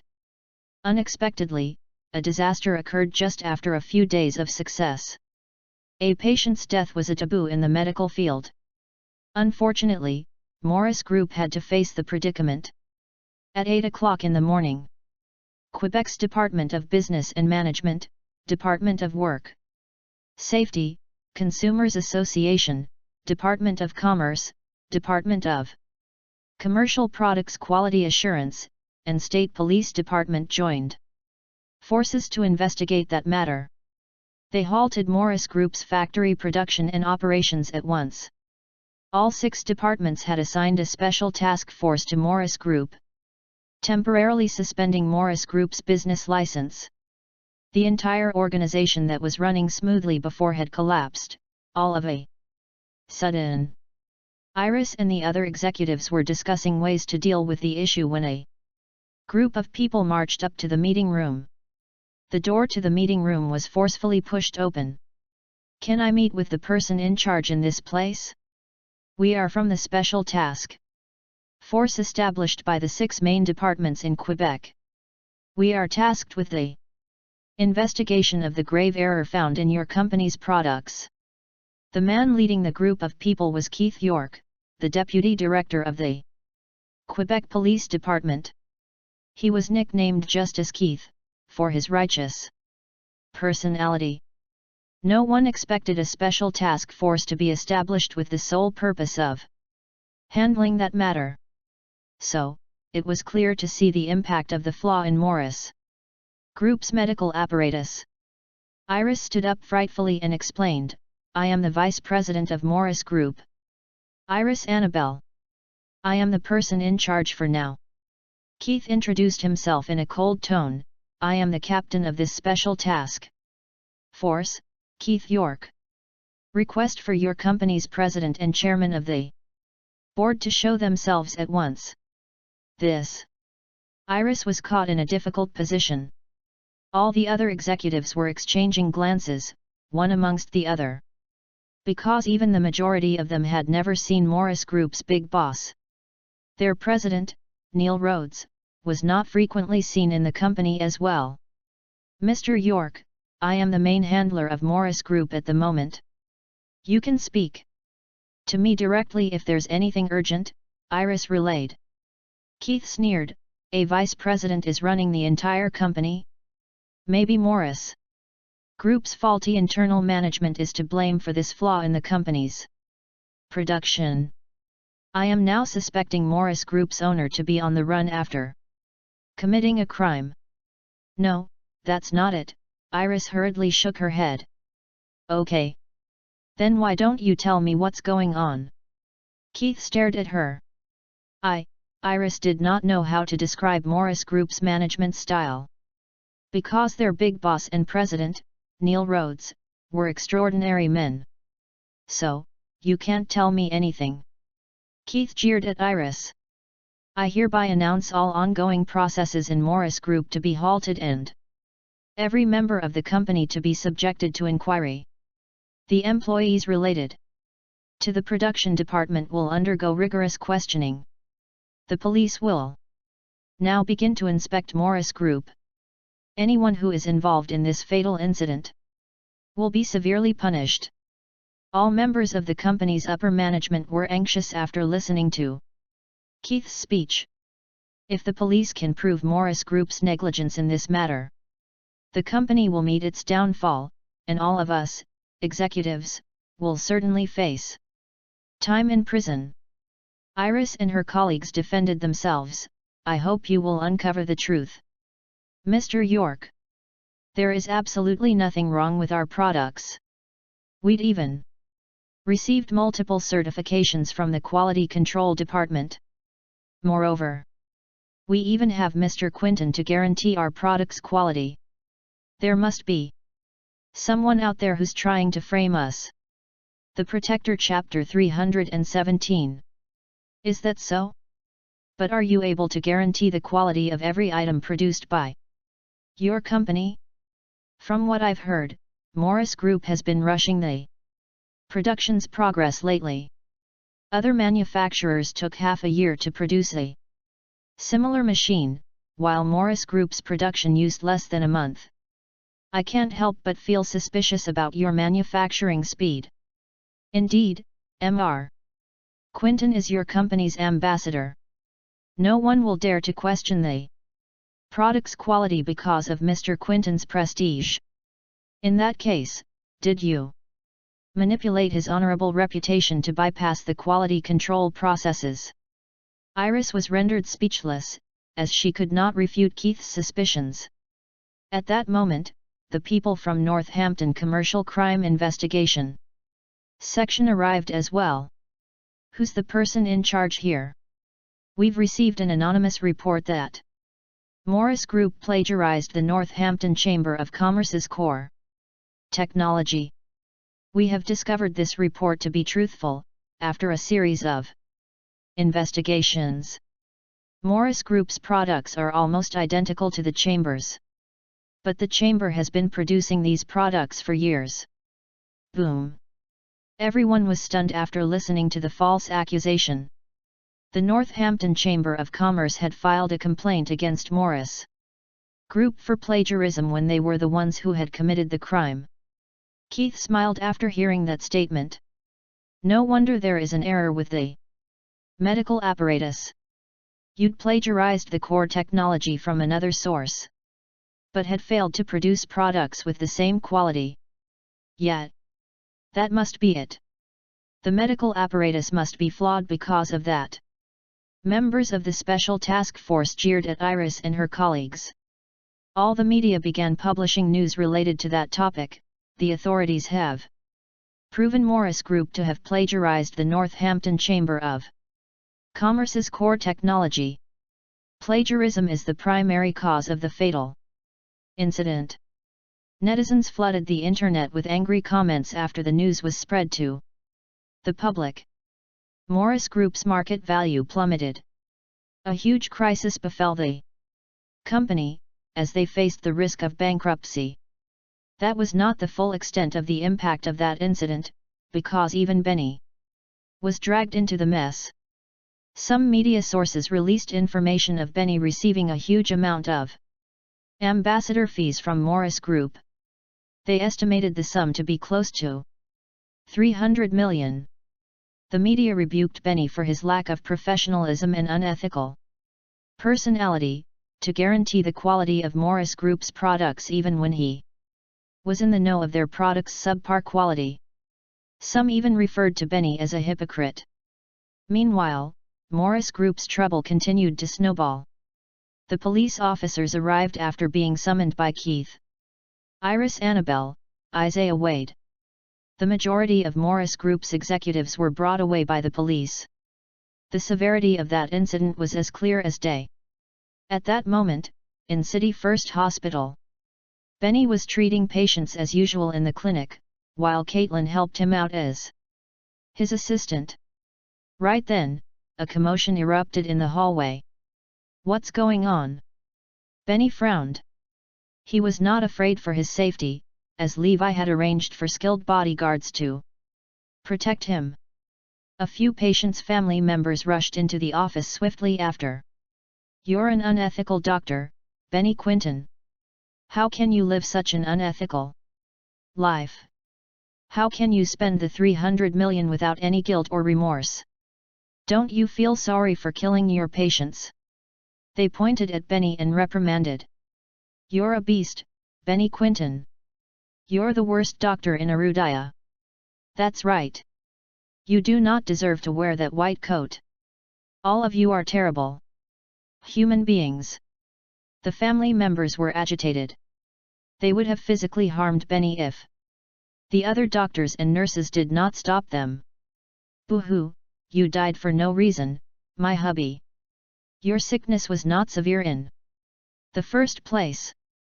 A middle-aged woman knelt in the office and cried hysterically. All the other family members began thrashing the office, as they continued to curse Benny. "What has happened?" Benny was confused. "Mr. Quinton, a patient in the hospital used a medical apparatus produced by Morris Group last night and died because the machine had broken down. The patient was merely diagnosed with a mild sickness," a doctor informed Benny of the truth. Boom! Benny slumped into the leather seat after he listened to the doctor's explanation. The Protector Chapter 318. Even Caitlin, who was standing aside, turned pale. "Someone's dead. This is a huge problem." Mr. Quinton had assured the public of the product's quality. "After all, everyone will be targeting him before Morris Group if there's anything wrong with the medical apparatus. How is this possible?" Benny could not believe the turn of events. After all, he had tested and analyzed the medical apparatus with his students. Moreover, Morris Group had received 2 different quality assurance certifications. The only explanation is that someone intended to frame Morris Group. However, this method is simply unacceptable. They'd caused a person's death. Benny slammed his hand upon the surface of the table. "I, Benny Quinton, will handle this matter." He told Caitlin to inform the hospital to hold a press conference for him. Benny attended the press conference that was held soon after. His message to the public was simple. He assured everyone he would investigate the incident, to uncover the truth. If the patient's death were truly due to the quality of the product, Benny told the media that he would be willing to end his own life, to make up for his mistake. That issue attracted more attention after the press conference ended. No one expected Benny to be so determined, as he was willing to give up his own life to make amends for his error. On the other hand, in Bale Group, Ron Bale, Zahiri Yount and the other 2 council members of the chamber gathered. "How are things now, Ron? Did you make the proper arrangements?" Wilden Signs asked worriedly. Ron smiled. "Don't worry. I did not leave any traces.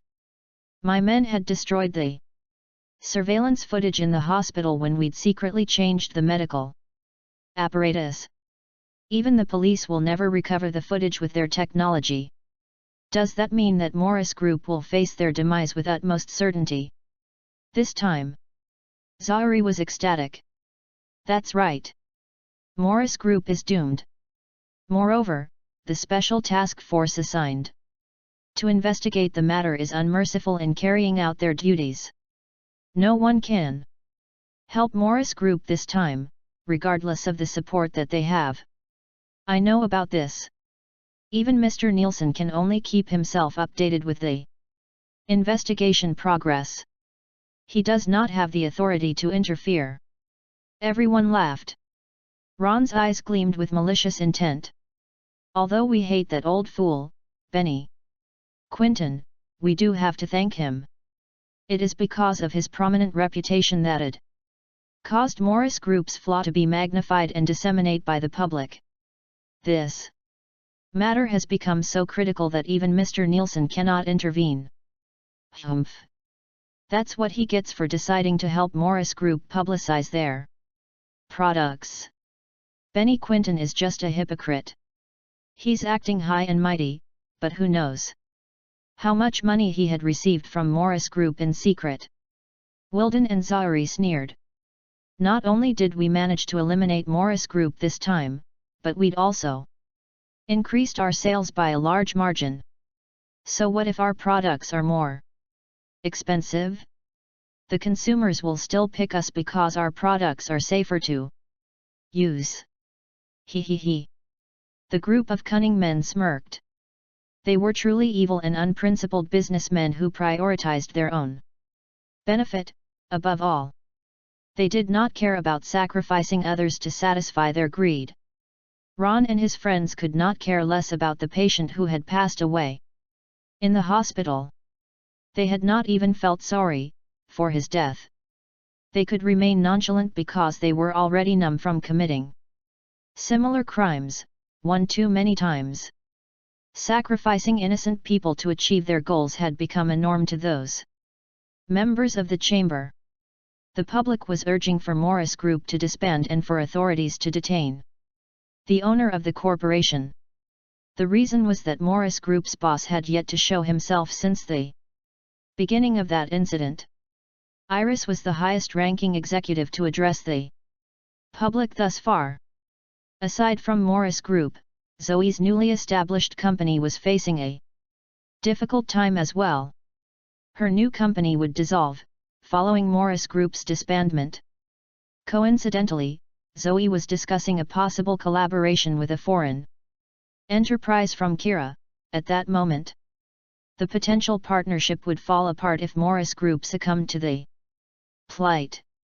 Benny met up with Levi immediately. Levi was livid after he was made aware of the ongoing situation. There's no doubt that the Northampton Chamber of Commerce is behind this. Levi spat out. The Protector Chapter 319. Upon discovering that the Morris Group was expanding its businesses swiftly, it was evident that the Northampton Chamber of Commerce would suffer the most losses. However, it was unexpected that they would take such drastic actions. The most difficult thing to do right now is to uncover the truth. I'm certain that all the clues would have been destroyed by now, Levi declared. As of now, Phoenix was already investigating the matter. Sir, the CCTV footage from 11:30 to 12 at the City First Hospital was deleted. Phoenix reported. That could only mean that someone had entered the hospital during that time. Period. To take action, Benny suggested. Levi inquired, Phoenix, can you fix it? I need the video source. Even if it was corrupted on purpose, I can fix it. Phoenix replied. Okay, we'll go right now. Soon, Levi and Benny arrived at the hospital's control room. However, the door was guarded by a few men who refused to let them enter. Benny was straightforward. I'm Benny Quinton. I need to get last night's CCTV footage. No. I don't care who you are. No one but the Special Task Force can enter, the men insisted. They refused to let anyone in. Fine, let's go take a look at the devices that were affected. Levi and Benny headed over to the room, only to be informed that the devices had been removed. Only the Special Task Force had access to the devices. Upon hearing that, Levi contacted Jesse at once. Nielsen, I need the CCTV footage from City First Hospital, he announced. I can't help you with this. The Special Task Force was sent by the South War Zone in South City, Quebec. We, at Northampton, received orders not to interfere in their investigation. I'm really sorry. Jesse seemed torn. By the way, my teacher, Grover Cook, was the one who suggested it. To avoid suspicion, no one in Northampton is to intervene. Besides, they are to come up with a conclusion in 3 days' time, Jesse professed. Okay, got it. After hanging up, a smile appeared upon Levi's lips. He had heard about Grover, as that man had connections with the Northampton Chamber of Commerce. Well played, Northampton Chamber of Commerce. You kicked up a fuss so the South City would send someone to deal with it. You've refused to allow anyone from Northampton to intervene. By pinning it on us, you can take down Morris Group in the fastest way possible. Azure Dragon, find out who's the captain of this special task force, Levi ordered. Soon, Azure Dragon brought back news. Sir, the captain is Keith York, Deputy Director of the Quebec Police Department. York is famous for being an incorruptible police officer. He won't let anyone intervene in this case. Okay. Relay my order. Tell Keith York to come and meet me, Levi pronounced. Shortly after, a car arrived at the manor. Alighting the car was Keith, the captain of the Special Task Force. Azure Dragon led Keith to the room. In the room, he saw both Benny and Levi. Greetings, God of War, Keith greeted him politely. Keith York? Do you know why I've summoned you here? Levi inquired. Keith was taken aback. Gritting his teeth, he muttered, I know of your relationship with Mr. Quinton. I'll be frank here. You can't intervene in the Morris Group's case. I won't allow you to do as such. No one in Northampton is allowed to intervene. I remember that you're the deputy of Northampton, so please understand my plight. If you insist on intervening, it'll be over my dead body. Keith's tough demeanor stunned everyone in the room. The Protector Chapter 320. They finally realized why this was no easy feat. Even Jesse's hands were tied. Levi questioned, Mr. York, how's your investigation going? We only have 3 days' time to settle this case. From the evidence we've gathered, Morris Group's products were of inferior quality. We're almost certain that it was Morris Group's problem. So, we'll arrest those involved and stop production of the related products, Keith explained. Although he knew that something went wrong with the CCTV, the technical department still could not fix it. What if I insist on intervening? Levi asked. It's as I'd said earlier. If you insist on intervening, it'll be over my dead body. Keith refused to relent. Suddenly, Levi smiled. Mr. York, I believe that you aren't aware of this. My soldier, Kieran, and I are both involved in this case. We can't stay out of this. Ah. Keith was confused. No, you're not involved in it, Keith assured. You're saying that without thorough investigation? Levi demanded icily. Sir, I don't understand you, Keith lowered his head anxiously. Morris Group is being managed by its vice president now, right? What about its president and chairman? Levi inquired. Keith immediately blurted out, that's still under investigation. I believe that we'll discover who they are soon. No need. Kieran is the president, and I am the chairman, Levi revealed. Boom. It was as if thunder had struck Keith, as he stared at Levi in shock. He came to his senses immediately. If it weren't for Levi, why would Benny Quinton arrive in Northampton and promote the products? Furthermore, why would Levi produce inferior quality products in the first place? Someone is framing Morris Group. He belatedly realized what was happening. Allow my men to assist in your investigation, Levi ordered. Got it. Keith agreed at once. Soon, the corrupted video source was sent to Phoenix. Levi, Benny, and the rest went to view the affected devices themselves. After checking the devices, a smile appeared on Levi's lips. "Mr. York, these products don't belong to Morris Group." "Hey!" Keith and his men were stunned. "During production, I'd instructed the technical department to print some special codes secretly on our devices, to prevent disputes from happening. However, these devices don't have the codes. You can confirm this by checking the other products from Morris Group." Keith told his men to validate Levi's claim instantly. After comparing the devices, the men confirmed that Levi was speaking of the truth. The devices manufactured by Morris Group indeed had special codes printed on them. These devices here didn't have any. "Find out where the devices are from," Keith ordered.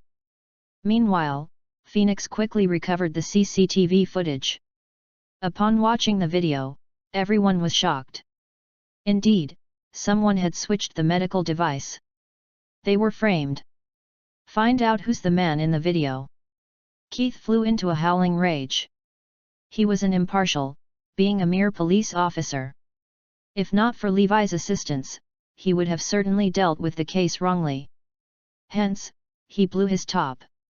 On the other hand, Kieran handed Keith another file. Inside this file is the evidence and clues on how the Northampton Chamber of Commerce stole Levi Group's core technology. "Okay, I'll investigate this matter as well." Keith nodded. He was full of admiration for Levi. Levi's really capable, solving problems easily and efficiently, he thought. The matter had been resolved. Even Mr. Quinton was relieved. The Protector Chapter 321. "What a pity that we've lost 2 of our men. They are innocent," Mr. Quinton sighed. Levi shook his head helplessly. "Well, the business world is akin to a battlefield. 6 years ago, I'd encountered an unexpected disaster and had nearly died. We need to uncover the mastermind behind this scheme. We won't let the perpetrators off easily," Mr. Quinton bellowed out, in rage. That night, at home, Zoe was terribly worried about Iris. If everything were true, Iris would be sent to jail. Right then, Harry arrived with the others. "Haha! Zoe, you and the trash are fine? We'd heard that something had happened to Morris Group, so we'd thought that you'd been arrested." Henry chortled. Both Sean and Melanie were smiling. "Seeing as how Morris Group is done for, Zoe's company will be closed down too. Zoe, what is your plan? Are you going to return to the Lopez family?" Fabian teased. Zoe seemed helpless. Her company was in trouble and would be acquired soon. Harry grinned. "Zoe, calm down. I am here to strike a business deal with you." Zoe was confused. "Hey? What business deal?" "About buying out your company. I plan to acquire your company at 2 million. Harry replied. 2 million. Zoe was incredulous. "Even if Morris Group were to stop investing in my company, it'll still be estimated at around 1 to 2 billion. It's impossible for someone to acquire it at a mere 2 million. This is so absurd." "Haha. Zoe, aren't you aware of your circumstances? Once Morris Group goes bankrupt, your company will be largely affected. By then, you won't even get 200 grand, let alone 2 million. Yes. Moreover, if you sell your company to Grandpa, you'll still be able to work it." Lopez Group, Sean and Harry sneered. "Hey!" Zoe exclaimed furiously. "They're merely here to add insult to the injury. Zoe, I'll give you 2 days to consider my offer.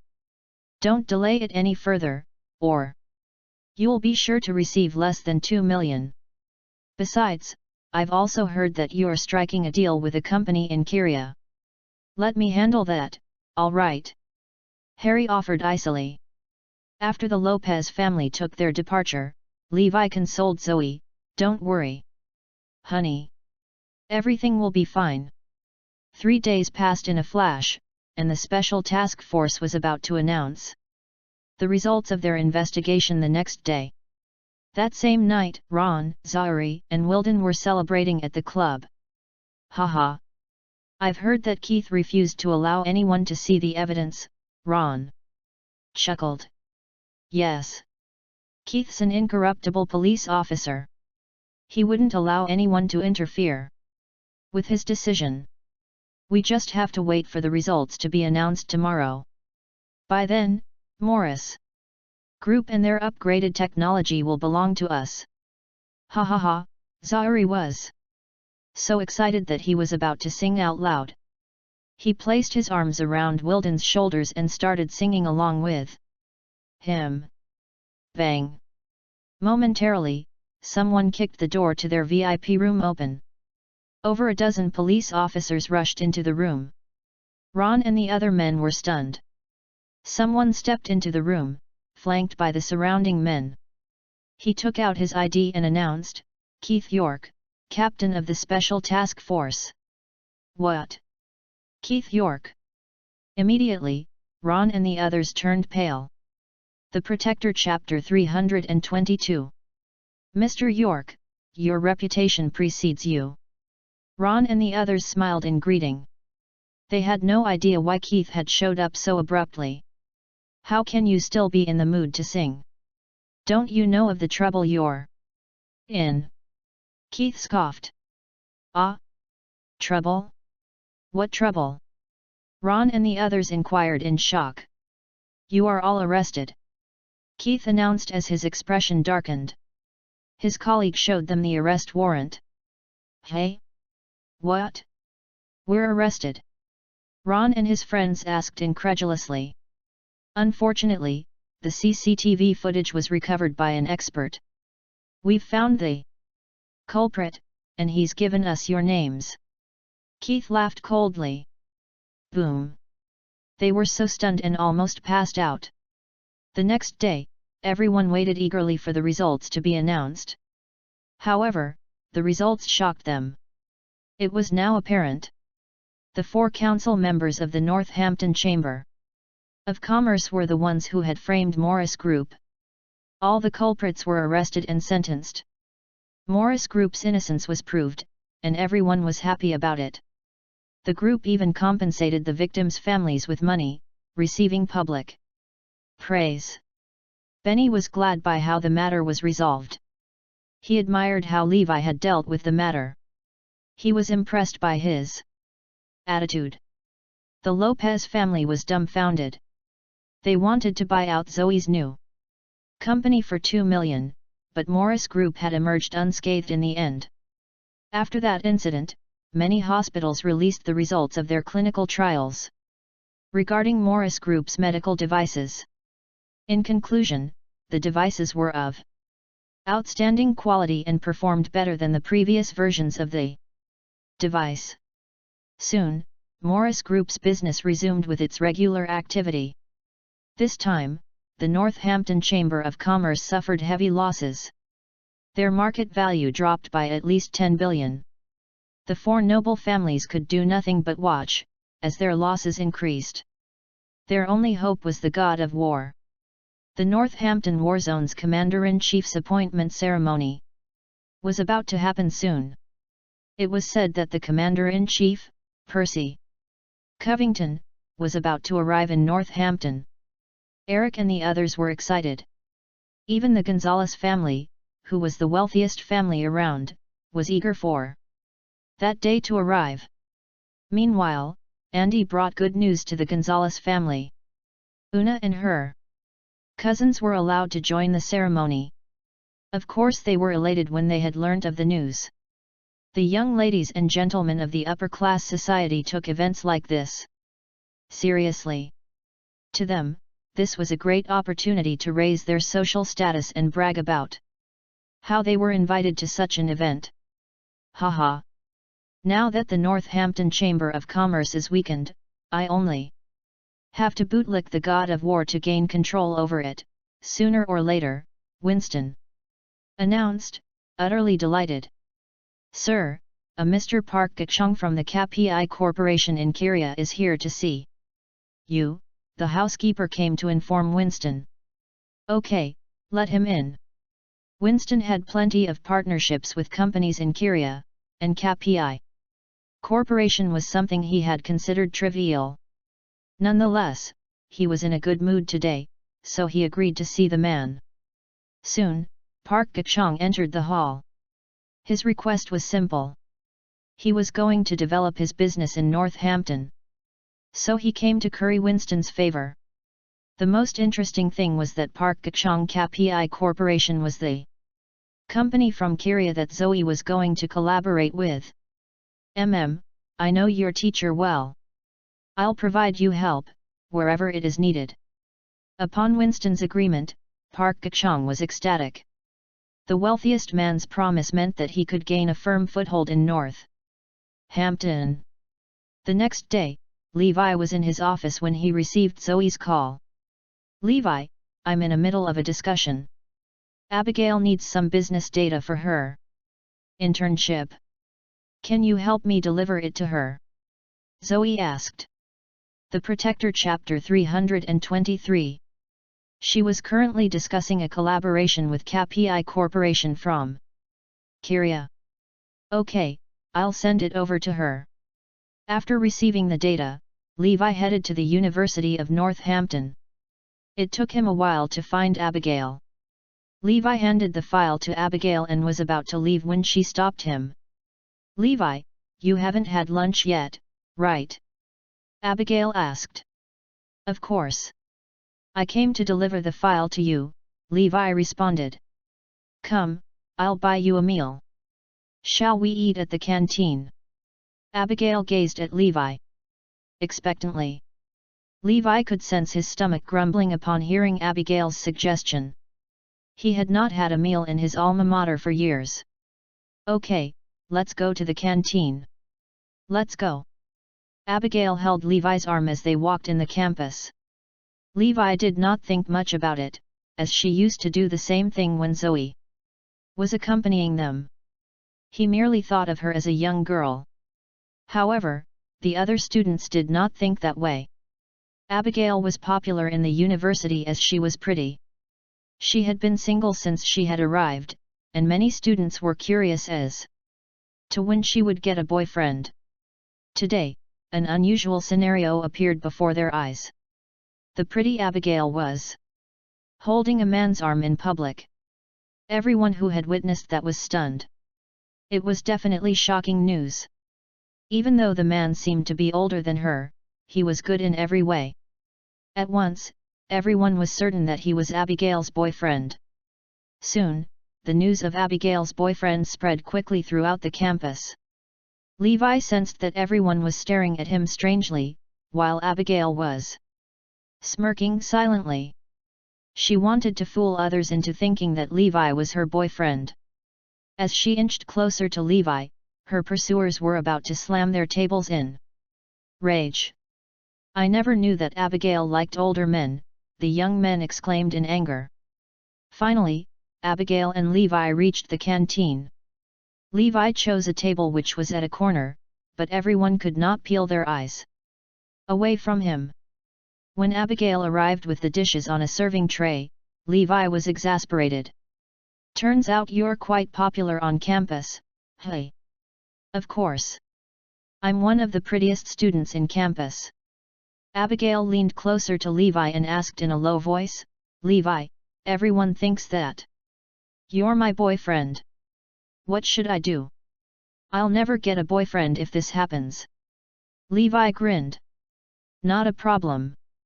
I'll inform the broadcast room. Hey, you're no fun. Abigail pretended to be mad. As the dishes were served, Levi started gobbling the food. He did not realize that the crowd surrounding them was growing larger. After filling up his stomach, Levi stood up to leave. I'll send you off, Abigail pronounced, trailing behind him. She was gazing at Levi affectionately, so everyone immediately knew what was going on. Many young men's hearts were broken into pieces. Abigail really has a boyfriend. As Levi and Abigail stepped out of the canteen, a group of people approached them, blocking their exit. Levi tried to leave, but they would not allow him to do so. These people were dressed in taekwondo uniforms, appearing to be fierce. Park Hyung-tae, what are you doing? Abigail yelled angrily. This exchange student from Korea was skilled in taekwondo, and he was an overbearing young man. He had punished all the boys who had tried to get to know Abigail. Ignoring Abigail, Park Hyung-tae glared at Levi, warning him in broken English. Abigail's mine. Stay away from her. The Protector Chapter 324. Upon hearing that, a smile appeared upon Levi's lips. The exchange student's behavior made him extremely upset. Abigail disagreed and demanded, Park Hyung-tae, stop spewing nonsense. When did I become yours? You are my girlfriend, Abigail. Everyone in the University of Northampton knows it, Park Hyung-tae chirped, smugly. His friends from the Taekwondo club immediately cheered for him. The others were furious, but they had not dared to say a word. These exchange students were arrogant, as they got to enjoy several privileges on campus. Park Hyung-tae himself had a black belt in Taekwondo, so no one dared to offend him. Leave Abigail now, or you'll end up in a sorry state, Park Hyung-tae threatened. Icily. What's happening? Right then, a voice sounded, all of a sudden. Abigail's senior, Kyle walked towards them. He recognized Levi at once. His father had told him that Levi Garrison was a big shot, whom he should befriend. At that moment, Kyle knew his chance had arrived. You. Park Hyung-tae's face darkened. He had investigated Abigail's pursuers, and his strongest contender was this man, Kyle Jarvis. Park Hyung-tae, this is my friend. Don't cause a scene, Kyle announced with his hands in his pockets. Who the F are you to order me around? No one expected that Park Hyung-tae would start cursing all of a sudden. Even Kyle was stunned. Previously, Park Hyung-tae had treated me with respect. What's happened to him today? He was unaware that Park Hyung-tae's father, Park Gachong, had gained Winston's support, so his son had grown increasingly arrogant. Park Hyung-tae, what do you mean? Are you being cocky right now? Kyle bellowed in anger. You're embarrassing me in front of Levi. Ha! Do I need to show you respect? You Arudian monkey. Park Hyung-tae reached out to pet Kyle's cheek. It. Kyle's face fell as he took off his shirt, ready to fight. I must teach him a lesson today. You want to fight with me? Good, good. Park Hyung-tae was excited. As two famous students in the university were about to fight, a massive crowd had formed around them. I must win this fight. Kyle roared and rushed towards his opponent like a ferocious tiger, generating a powerful force. As Kyle charged towards him, a murderous glint flashed across Park Hyung-tae's eyes. Thud. He shifted slightly to avoid Kyle's attack before giving him a forceful kick. Kyle was immediately flung back several meters. After he landed on the ground, he groaned, unable to rise again. Everyone gasped. Kyle had learned to wrestle since he was young, and he was good at it. However, he could not even handle Park Hyung-tae's punch. How strong could Park Hyung-tae be? Elated, Park Hyung-tae swept his gaze across the crowd. Is this how Rudians fight? What a load of crap! Compared to Korea's Taekwondo, it's nothing but trash. Arudian wrestling is trash. I've heard that Kyle was an expert in wrestling, but he is useless. That's right. Arudian wrestling seems exceptional in movies, but is actually useless in reality. The Taekwondo club's members mocked continuously. Park Hyung-tae snickered, Erudian wrestling is trash. Today, I, Park Hyung-tae, welcomes anyone who disagrees to fight me. There are no rules, so if you're hurt, it has nothing to do with me. This applies the other way around, as well. The Protector Chapter 325. The crowd fell silent, and no one dared to look at him. Smiling, Park Hyung-tae declared, "No one wants to take up my challenge? Does no one dare to prove your Erudian wrestling? What a bunch of losers!" He taunted the Erudians mercilessly before their faces. Who on earth could bear with that? However, everyone was helpless. Even Kyle, who was an expert, was defeated, let alone, what would befall the rest of them? Those who dared to accept his challenge were seeking death. Right then, everyone who met Park Hyung-tae's vicious grin hurriedly lowered their heads in shock. Ha ha ha! No one in Erudia is going to prove that Erudian wrestling works? How disappointing! Your country is declining.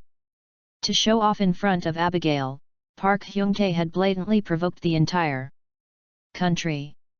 In a small voice, Abigail asked, "Levi, is he that good?" Levi replied with a smile. "He's nothing but an ant." 5 years ago, Levi had encountered many men like this on the battlefield. The Korean soldiers were the worst of them all. Right then, Park Hyung-tae turned his sharp gaze to Levi. "What's wrong? Do you want to challenge me?" As Levi was standing beside Abigail, he had wanted to teach him a lesson from the very beginning. Levi said nothing as he walked towards Park Hyung-tae. The young man was thrilled.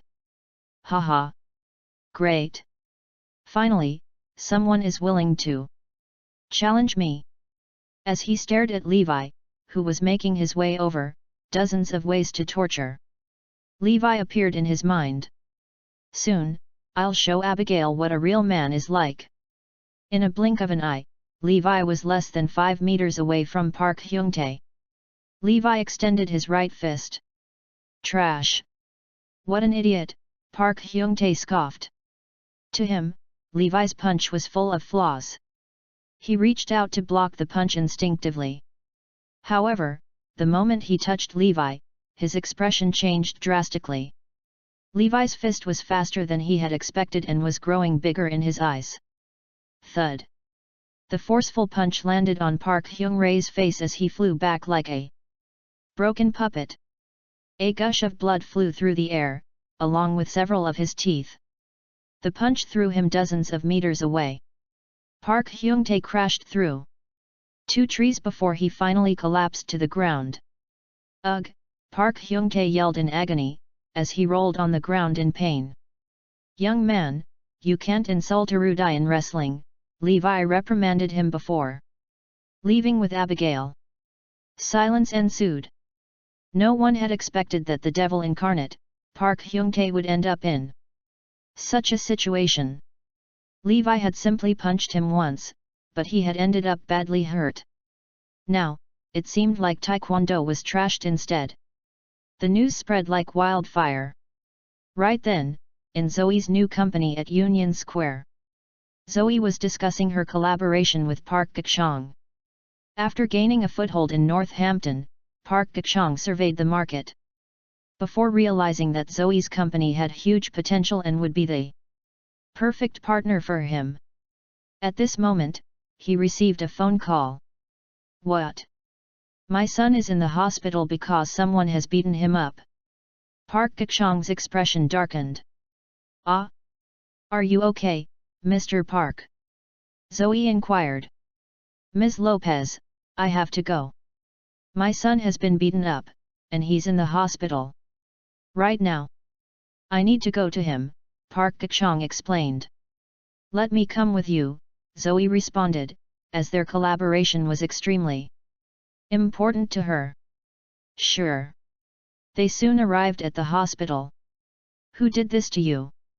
Park Gakchong urged. "A man named Levi Garrison." What? Levi Garrison. Zoe's face fell. The Protector Chapter 326.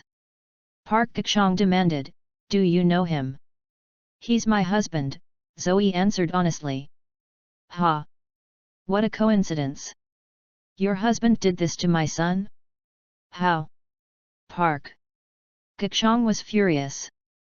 The medical report showed that Park Hyungtae had sustained multiple fractures, including facial fractures. The punch left him a helpless wreck. He was lucky enough to have survived. "Think about how you should settle this matter. I demand an explanation. I'll be frank with you. The wealthiest man, Winston, is my backer. I will pursue this matter," Park Gachong uttered in a stern tone. Zoe walked to a quiet zone and called Levi at once. "Do you know you're in trouble?" Levi was surprised. "Hey? I'm in trouble. Did you punch someone?" Zoe snapped. "Yes, I did. But it was a friendly competition. The other party said that if he got hurt, it would have nothing to do with me," Levi replied. "Ugh! Why do you like to get into trouble? You're in deep S now." Zoe was so infuriated she hung up at once. She returned to Park Gachong. "Mr. Park, we'll take full responsibility for this. I hope that we can settle this out of court. We'll pay for the hospital bill and compensate you." Park Gachong glared at her. "No. I won't go easy on you." Zoe asked, "Then what do you want me to do?" "Easy. Your husband should suffer twice as much as my son has." "My son fractured 12 ribs, so your husband has to fracture 24 ribs. The same goes for the other injuries, too. Then, you shall sleep with me for one night. I will stop pursuing this matter if you agree," Park Gachong suggested. The first time he saw Zoe, he was attracted by her beauty. This was the perfect opportunity for him to score her. "No." Zoe declined at once. "I insist on compensating you. We can pay any amount that you demand," she uttered. Park Gachong sneered, "Compensation? Do you think that I need money? You'll have to play by my rules. If you don't agree, I'll ask the Gonzalez family to talk to you." A cold glint shone in Park Gachong's eyes. Zoe's face darkened, as her heart lurched anxiously. It was obvious Park Gachong was trying to force her to cave in by threatening her with the Gonzalez family. If the wealthiest family around intervened in this matter, they would be in deep trouble. However, if this were brought to court, Levi would be jailed for a few years. If they settled it out of court, the Gonzalez family would ensure that Levi was punished twofold and she would be sexually assaulted as well. Compared to the Gonzalez family, they were nothing. "I'll give you a few hours to think about it," Park Gachong snorted. After leaving the hospital, Park Gachong rushed over to the Gonzalez family house to ask for Winston's help. "Mr. Gonzalez, are you the most powerful man in Northampton?" Park Gachong asked. Winston's face fell as he admitted, "Yes, I am. Everyone fears me in Northampton. But my son was assaulted after mentioning your name. He's now lying in the ICU," Park Gachong complained. "What? He'd mentioned my name but was assaulted." Winston stood up abruptly. No one in Northampton dared to disrespect him. Park Gachong showed him the medical report and explained the incident briefly to Winston. "How ridiculous! How dare he hurt someone under my protection?" Winston was infuriated. The Protector Chapter 327. The other Gonzalez family members reacted similarly. Their family's reputation was very important to them. "Tell me, who's the culprit? I'll make sure he pays for what he's done." Winston raged. He had just agreed to protect Park Gachong, so he needed to fulfill his promise. The man's name is Levi Garrison, Park Gachong told him, frankly. What? Levi Garrison? Upon hearing the familiar name, Winston and the others stiffened slightly. Park Gachong was astonished. What's wrong? Is he a difficult target? No, he's someone whom we all hate. Una divulged the past incidents to Park Gachong at once. Park Gachong let out an icy laugh. This Levi is nothing but trash. He was hugging his sister-in-law in public. My son fancies his sister-in-law, he said something to them and got assaulted. Mentioning your family didn't work, too. How dare he look down on our family? Winston was infuriated. He'd even beat up your son. I'll make sure that he pays for what he did. Park Gachong was elated. It had turned out that so many people had hated Levi, including the Gonzales family. That's good news. With the Gonzales family's support, I'll get to avenge my son and sleep with Zoe. Tell Luke to come see me, Winston ordered sternly. Soon, the Gonzales family's security team leader, Luke Gonzales, showed up.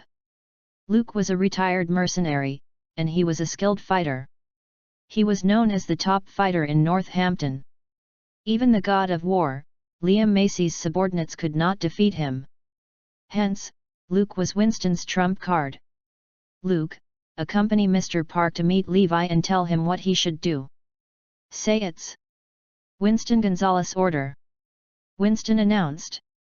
Yes, sir. A menacing glint flashed across Luke's eyes. At night, when Levi returned home, he got scolded by an angry Zoe. You're in deep trouble. Park Gachong is backed by Winston. How should we fight against him? Besides, why did you beat him up?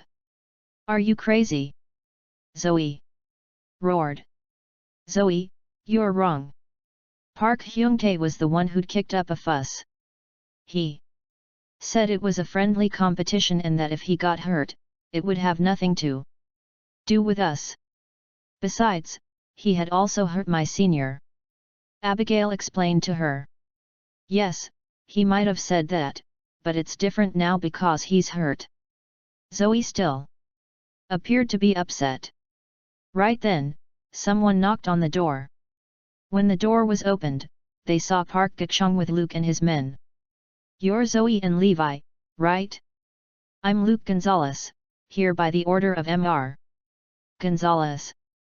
Before midnight, at 12, if the both of you come to the law fight mansion to receive your punishment, he'll let you off the hook. Otherwise, the Gonzales family will do all that we can to punish you. Luke threatened. Yes, you must pay the price. Park Gachong yelled. You've got it wrong. Your son was the one who'd started it. He'd said that it was a friendly competition and that it was fine to get hurt. Abigail defended them. Clap clap. Park Gachong clapped his hands. Instantly, dozens of her friends appeared behind him. No. Levi was hugging Abigail on campus. Park Hyung-tae saw them and wanted to stop them, but Levi beat him up. Yes, Levi was the one who'd started it. I'd heard it with my own ears. Levi kept insulting them, claiming that Taekwondo was trash.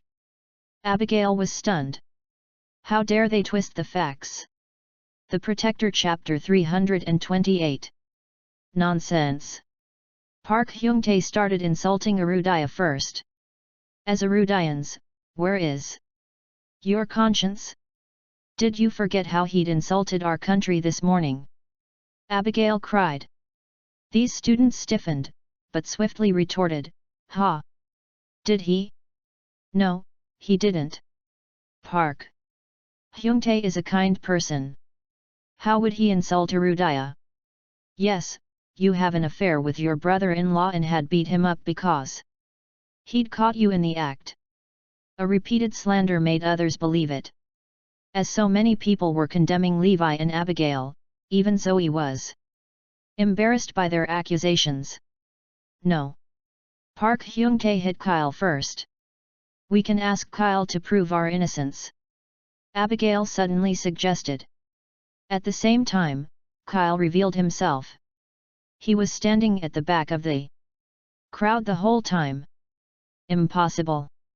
Levi was the one who'd hit me. I was condemning him with Park Hyung-tae, but he did this to me. Kyle was glaring at Levi viciously. Park Gakchong was smug. What else do you have to say?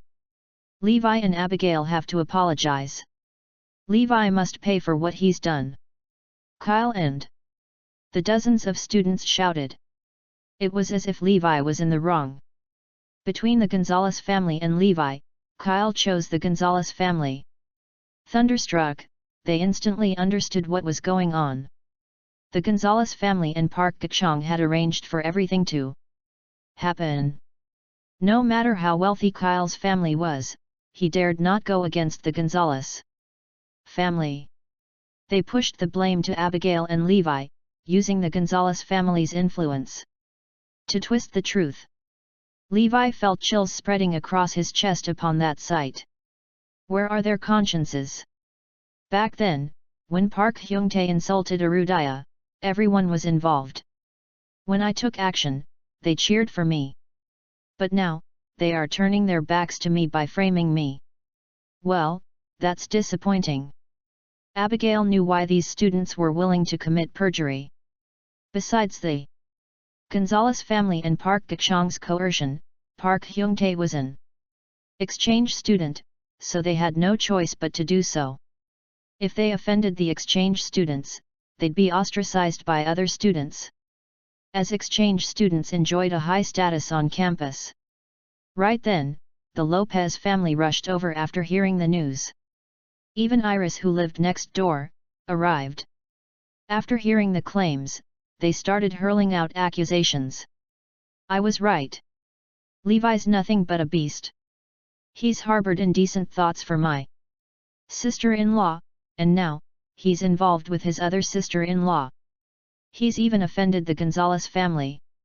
He's dead meat for sure. I suggest for Zoe to divorce him as soon as possible. Fabian and the others spoke up. Even Iris appeared exasperated. Why did you beat him up with no reason? You're in deep trouble now, for offending the Gonzalez family. Isn't Zoe good enough for you? Why did you seduce Abigail? Indeed, Levi and Abigail were rendered speechless. This time, Park Gakchong and the Gonzalez family had an absolute advantage. From what I know, Park Hyung-tae holds a black belt in Taekwondo. You must be good at fighting, hey? Why don't we fight? Luke stared at Levi, seemingly interested in him. What? You're Luke Gonzalez, the top fighter in Northampton. Harry and the others' expressions changed abruptly. They had heard about this man. Normally, he would stay out of minor matters. However, if he took action, he would often cripple or kill his opponent. Levi was done for. He was screwed. Remember, come to Mr. Park before 12, at midnight. If you don't show up, everyone here should prepare to suffer from the Gonzalez family's wrath. The Protector Chapter 329. Luke left right after warning them. Before Park Gakchong left, he shot Zoe a smirk. I must sleep with her no matter what. After Luke and his men left, the Lopez family started cursing. Levi had brought them into this mess by offending the wealthiest Gonzalez family. No one could afford to offend them. Quick, go see him now, the Lopezes urged. Caitlin was sobbing profusely. Why won't you stop inviting trouble? We're finally living well, but you had to do this to us. Aaron sighed. Why did you offend the Gonzalez family out of a sudden? You must go for Zoe's sake. Iris told him. However, Zoe refused to let Levi leave. No. If you go, they'll beat you up. Levi, if you're a man, you should bear the responsibility for your own actions. Iris, Harry, and the others reprimanded. Okay, I'll go, Levi agreed. I'll come with you. Zoe stood up. There's no need for that. I can handle it myself. Meanwhile, Park Gachong was waiting at Lafayette Mansion. Luke had left earlier on, as the Gonzalez family was only used to intimidate them. Finally, at 12, Levi arrived. You're here alone? Zoe must be here, too. Park Gachong chortled. With the Gonzalez family's support, he was certain that he would get Zoe soon. Upon seeing Levi, Park Gachong's men surrounded him immediately. To their astonishment, Levi was not nervous at all. He plopped down onto the sofa and lit a cigarette. His calm demeanor caught Park Gachong by surprise. What is he doing? Winston Gonzalez is your backer, right? Levi inquired. How dare you address Mr. Gonzalez in such a manner? Park Gachong roared. Smiling, Levi replied, Winston Gonzalez? He's a mere prey to me. What? How dare you insult him? Park Gachong and his men were incredulous. So what if I'd insulted him? I can beat him up too. Levi smoked as he told them. Calmly. What? The nerve of you. Today, I'll help Mr. Gonzalez punish you. Beat the crap out of him. Park Gachong demanded furiously. Dozens of men rushed to Levi at once. Bang! However, right then, the door crashed open with a huge bang. Dozens of mercenaries with different skin colors rushed into the mansion. Crackle, crackle. The team of mercenaries led by James was so skilled, that Park Gachong's men were defeated in no time. Him, too. Levi pointed at Park Gachong. James strode over to Park Gachong and grabbed his collar as though he was a little chick. Thump! He punched Park Gachong so forcefully that blood spurted out from him. Park Gachong was stunned. Thump! Thump! James continued punching Park Gachong until he fainted, his blood pooling on the ground. In the end, Levi finished his cigarette before leaving the scene. When Levi returned home uninjured, everyone was shocked. Hey? What happened? Didn't they find fault with you? They stared at Levi, utterly confused. No. I've solved the matter. It's fine, you can go home now. Levi answered. Meanwhile, Winston was asking Una, how did it go? Did Park Gachong cripple Levi? Grandpa, let me ask them. Una wanted to see Levi getting beaten up too. What? Park Gachong is in the hospital because someone had beaten him up? He's faring worse than his son. Una was dumbfounded to hear that, after she made the phone call. The Protector Chapter 330. It was late at night, but Winston, Una, and the others rushed to the city first. Hospital. Park Gachong had survived, but he was still unconscious. Upon seeing Park Gachong wrapped up like a tortilla in the ICU, Winston could feel his anger boiling up. Park Gachong was small fry, but he was backed by Winston. As he had gotten beaten up, it had harmed the Gonzalez family's reputation. Winston could not allow that to happen. Levi Garrison. I can't take this anymore. Since you keep provoking me, I won't let you off the hook. Winston howled angrily. Levi knew that Park Gachong was backed by us, but he'd hurt him. Nonetheless, he paid no heed to us and has insulted us. The other members of the Gonzalez family were infuriated. We must cripple Levi. Otherwise, it'll be detrimental to our reputation. Soon, news about Park Gachong's injuries spread to the Lopez family. They were shocked to hear such news. It was revealed that Levi had handled the matter by beating him up. I'll kill him now. Harry was enraged. Zoe received his phone call and immediately woke Levi up. What did you do? Did you hurt another person? Do you want to ruin my life? Zoe almost burst into tears in anger. How can Levi court disasters so easily? Don't worry, the Gonzalez family will apologize to me in no time, Levi replied confidently. You're beyond saving. Zoe could not sleep and went to Iris for help, while Levi resumed in his nap. The next day, news spread around Northampton swiftly that someone had provoked the wealthiest man around, Winston Gonzalez, in public. Beating Park Gachong was akin to humiliating Winston. In the morning, the Gonzalez family's fleet of cars was lined up outside. Winston wanted to teach Levi a lesson to show the entire Northampton that he was still as influential as he had been previously. Before they left, Winston's son, Andy, ran towards him. "Dad, what are you doing?" Andy inquired curiously. "We're going to teach Levi a lesson," Winston replied. "You can't go now. The new Commander-in-Chief, Percy Covington, is about to arrive in Northampton. The Northampton Chamber of Commerce will find out about his arrival soon. We must pick him up before they do." Andy seemed anxious. "So soon?" Winston was surprised. "Yes, I have no idea why Commander-in-Chief Covington arrived in Northampton earlier than expected. After receiving the news, I came over at once," Andy responded. "Hurry. Let's go and pick him up now. We can't let the Northampton Chamber of Commerce get ahead of us," Winston urged. "Grandpa, what about Levi?" As Una wanted to humiliate Levi as soon as possible, she was impatient. Winston thought about it and consoled her, "We'll have plenty of chances to punish him in the future. Besides, Commander-in-Chief Covington has just arrived.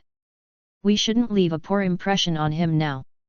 Grandpa, you can go and pick Percy up while I bring Luke over, to teach Levi a lesson. He's just a commoner, so it won't leave a bad impression," Una suggested, refusing to give up. "Sure.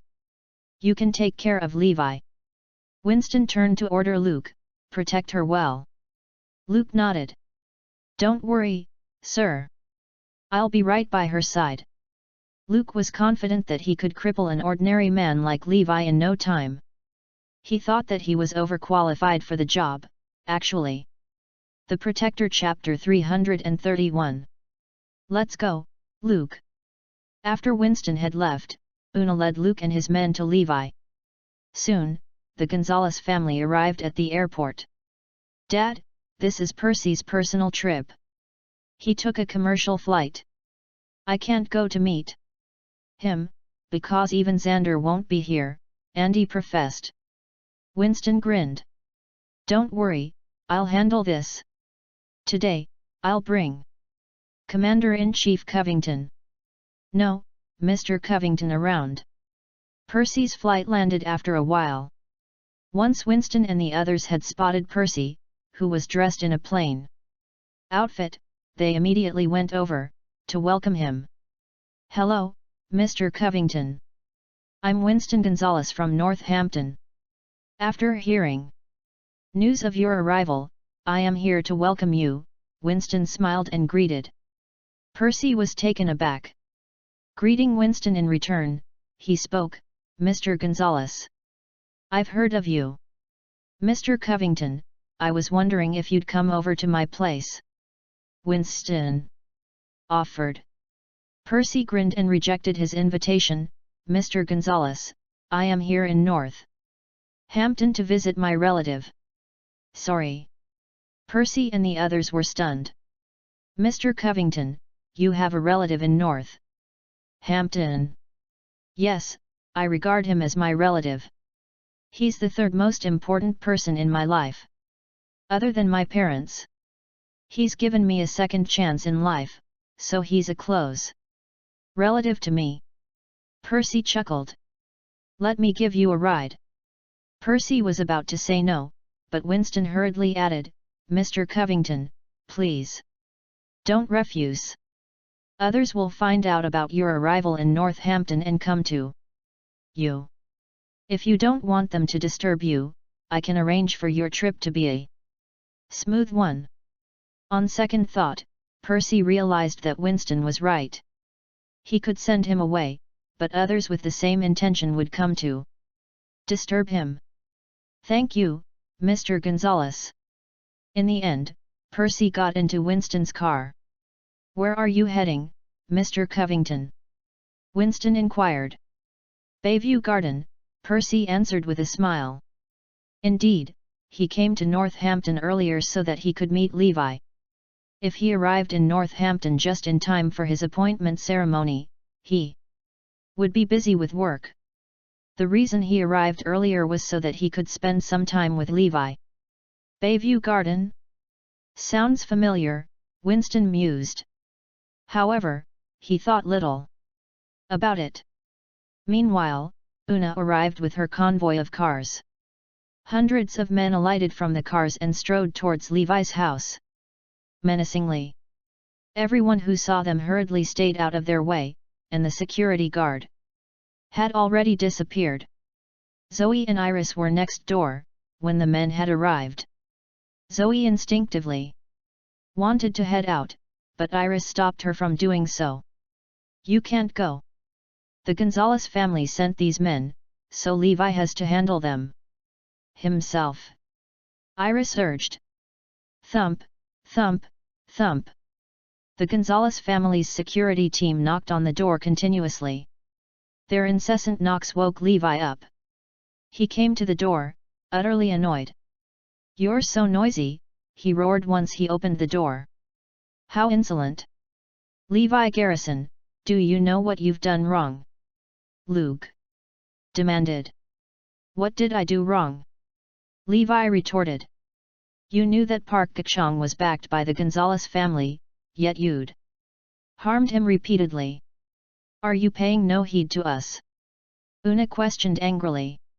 How dare a lowly family like yours act up in front of me? You have a death wish. Levi was furious. Levi Garrison, D.U. Una glared at him. The Protector Chapter 332. Even Una was cursing angrily. Right then, Winston's convoy arrived at Bayview Gardens entrance. The security guard at the entrance was wondering, why has another convoy arrived? Is something going on? Thank you, Mr. Gonzalez. I don't think that you should come, as he dislikes strangers. Percy smiled and thanked Winston. Okay, see you later, Mr. Covington. Winston and the others watched, as Percy walked into Bayview Garden. However, they did not leave at once. Find out who's the relative that Percy was talking about. I want details about that man. Winston ordered. Yes, sir. Winston summoned 2 of his men. Come, let's find out which building Mr. Covington is heading to. Meanwhile, Levi and Una were still glaring at each other. Luke stepped forward with a mocking smile on his face. I normally wouldn't have to deal with nobodies like you, but as you've insulted the Gonzalez family too many times, I'm here to teach you a lesson. Una sneered, if you're willing to grovel at my feet, I might consider letting you off the hook. Levi fixated his gaze on Una. Suddenly, he slapped Una across her face without warning. Slap!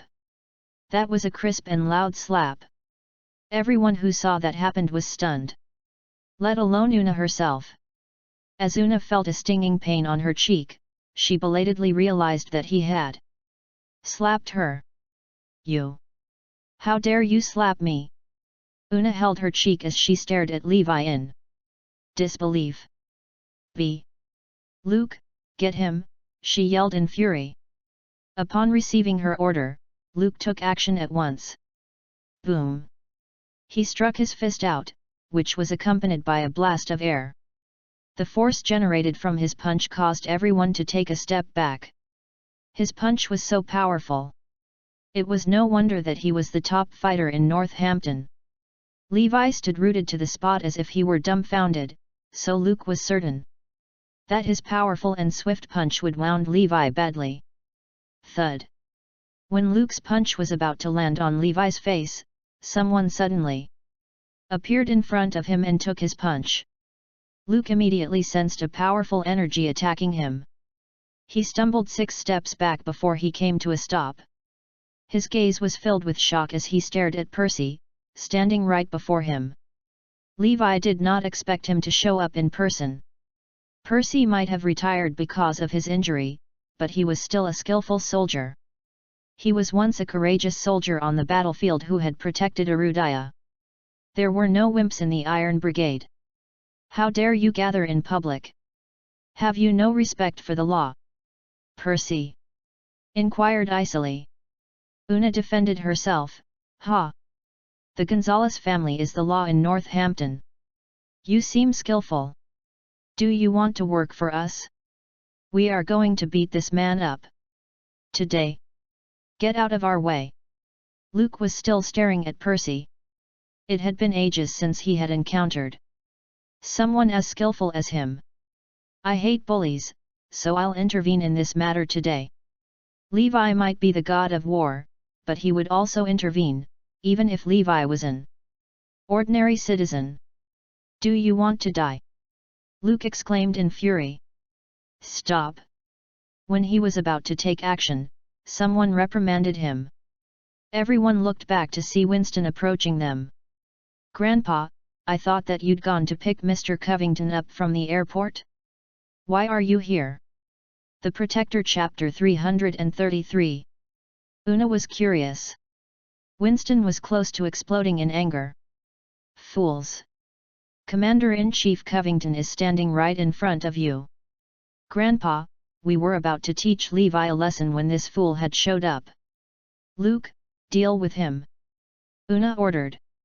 Before Luke could take action, Winston strode up to her, slapping her hard. Una's right cheek swelled up at once, and her pretty face was swollen like a puffer fish. Una was dumbfounded. She did not expect to be slapped twice in such a short time. The others including Percy were astounded, too. Grandpa, why did you slap me? Una wailed. Luke questioned curiously, Sir, what's going on? Winston barked angrily, Do you know who he is? He's the Commander-in-Chief of the Northampton War Zone, Percy Covington. Everyone gasped in shock upon hearing his words. They were utterly flabbergasted. It turned out that the man was a war zone's commander-in-chief. What a huge misunderstanding it was. Luke belatedly realized what he had done. He instantly broke out into a cold sweat. Even Una was rendered speechless as she gazed at Percy. She had never imagined that he would be the commander-in-chief. I'd even insulted him and claimed that the Gonzales family was the law in Northampton. After Percy figured out what was going on, he scoffed, So you're from the Gonzales family? You're so different from Mr. Gonzales.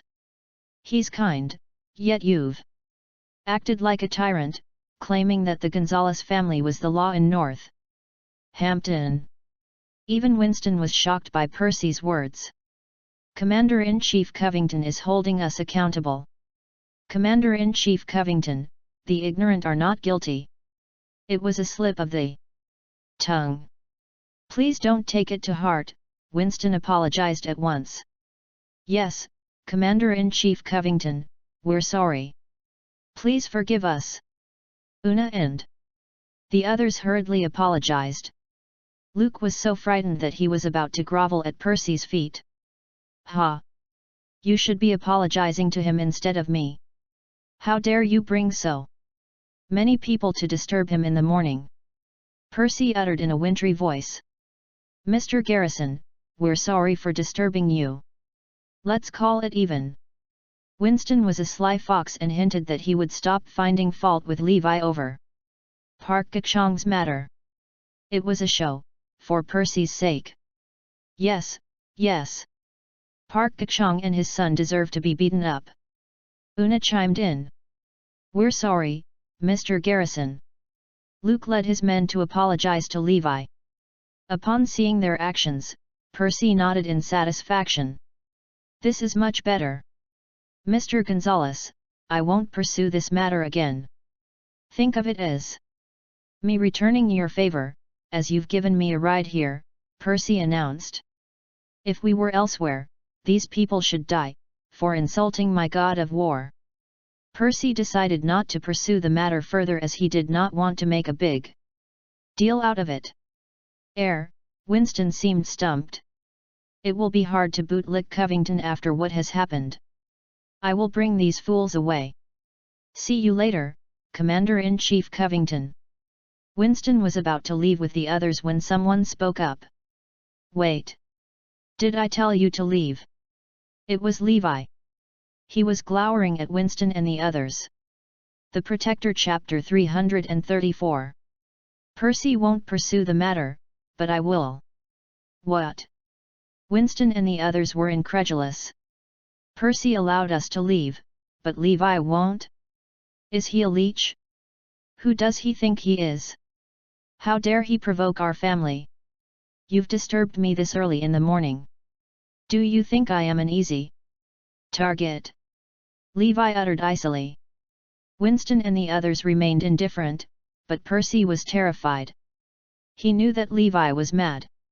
Winston tried to suppress his anger as he inquired, Mr. Garrison, then what should we do? If you want me to let you off the hook, everyone in the Gonzalez family should come and kneel in front of me for one day. Otherwise, you'll suffer from the same ending as the Northampton Chamber of Commerce by disappearing from Northampton. Levi's voice was like a sharp knife. Percy was certain that Levi really meant it. Northampton is crumbling, and the Northampton Chamber of Commerce will be taken down as well, he thought. Ha ha ha. Una burst out laughing. Levi, do you think you're an influential man? Are you using Commander-in-Chief Covington's influence to threaten us? You're nothing but a leech. Dream on. Winston was infuriated too.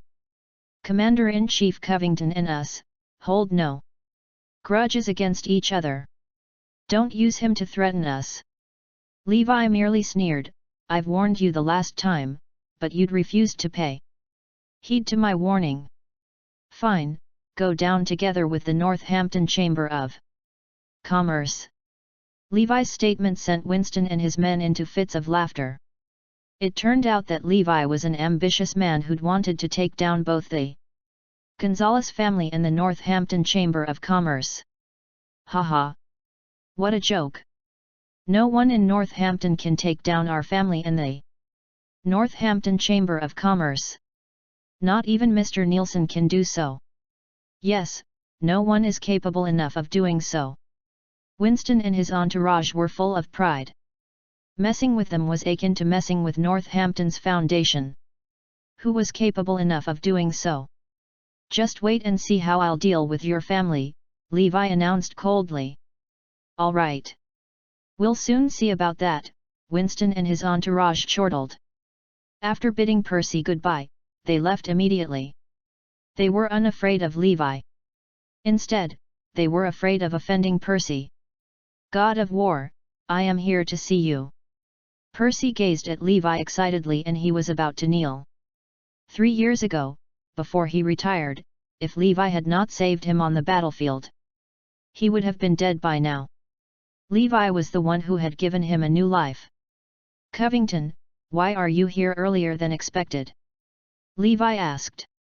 God of War, I am here to see both you and your wife, Percy smiled and replied. Come on in. Levi brought him into the house.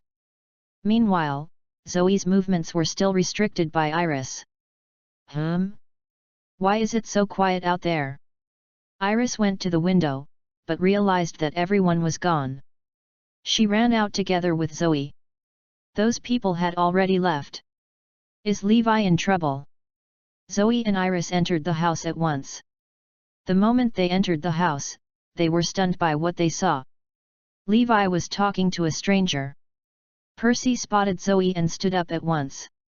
"This is?" Zoe asked curiously. "Covington, this is my wife." "That's her best friend," Levi introduced. "Honey, this is my good friend, Percy Covington. He has just arrived from Vermont." Zoe greeted Percy warmly upon hearing Levi's introduction, but Iris folded her arms arrogantly. She was looking at Percy, her gaze full of disdain. Levi's friend? How good can his friend be? The Protector Chapter 335. She had met plenty of people and thought that she saw right through Percy. Percy might seem imposing, but he has lost his edge. Judging from his outfit, he must be in dire straits. Hence, she was uninterested in him. "By the way, where are the Gonzalez family's men? I'd thought that they were here. To take revenge on you? Why are they gone?" Iris questioned. "They'd scuttled away in fear. Just wait and see. They'll come to apologize to me soon," Levi declared. "Ha! The Gonzalez family? Apologizing to you? Dream on." Iris refused to believe him. Zoe was not going to believe him either. Percy merely grinned. "I bumped into them, so I talked to Mr. Gonzalez and he'd agreed to call it even." Iris scoffed. "Who do you think you are? Why would Winston listen to you?" At once, Zoe made a call to confirm Percy's claims. "Iris, it's true. The Gonzalez family agreed to call it even," Zoe exclaimed happily. "What? Did that really happen?" On second thought, Iris proclaimed, "Ha! Mr. Gonzalez was kind enough to forgive you guys." Percy smiled and kept silent. Meanwhile, at the largest and most luxurious villa in Northampton. "Sir, I've asked around, but no one knows who Commander-in-Chief Covington's relative is," the housekeeper reported in disappointment. Winston answered, "That's within my expectations. We would have found out about it if someone else had known about it. We'll send someone to spy on Commander-in-Chief Covington to find out who his relative is." "No, sir." Luke hurriedly cut in. Why?" Winston questioned. "Commander-in-Chief Covington is someone who I had yet to grasp the depths of his abilities. He's almost comparable to me. If you send someone to spy on him, he'll discover for sure," Luke explained. "What? The Commander-in-Chief is that strong?" Clint drew in a sharp breath. "I've heard that everyone in the Iron Brigade is horrifyingly strong. Looks like the rumor is true. We should wait to attend the appointment ceremony." Winston shot a look at Una. "Una, dress up nicely. You must attend the event in your best attire." "Why so, Grandpa?" Una did not know what her grandfather was planning. "I've heard that the god of war is in his 20s, and he's still single. What if he fancies you?" Winston's words scratched at Una's heart. The god of war was the biggest hero in Arudaya. Every woman dreamt of marrying him. Now that she was given a huge opportunity to meet him, of course, she was elated. "Yes, we'll set you up with him.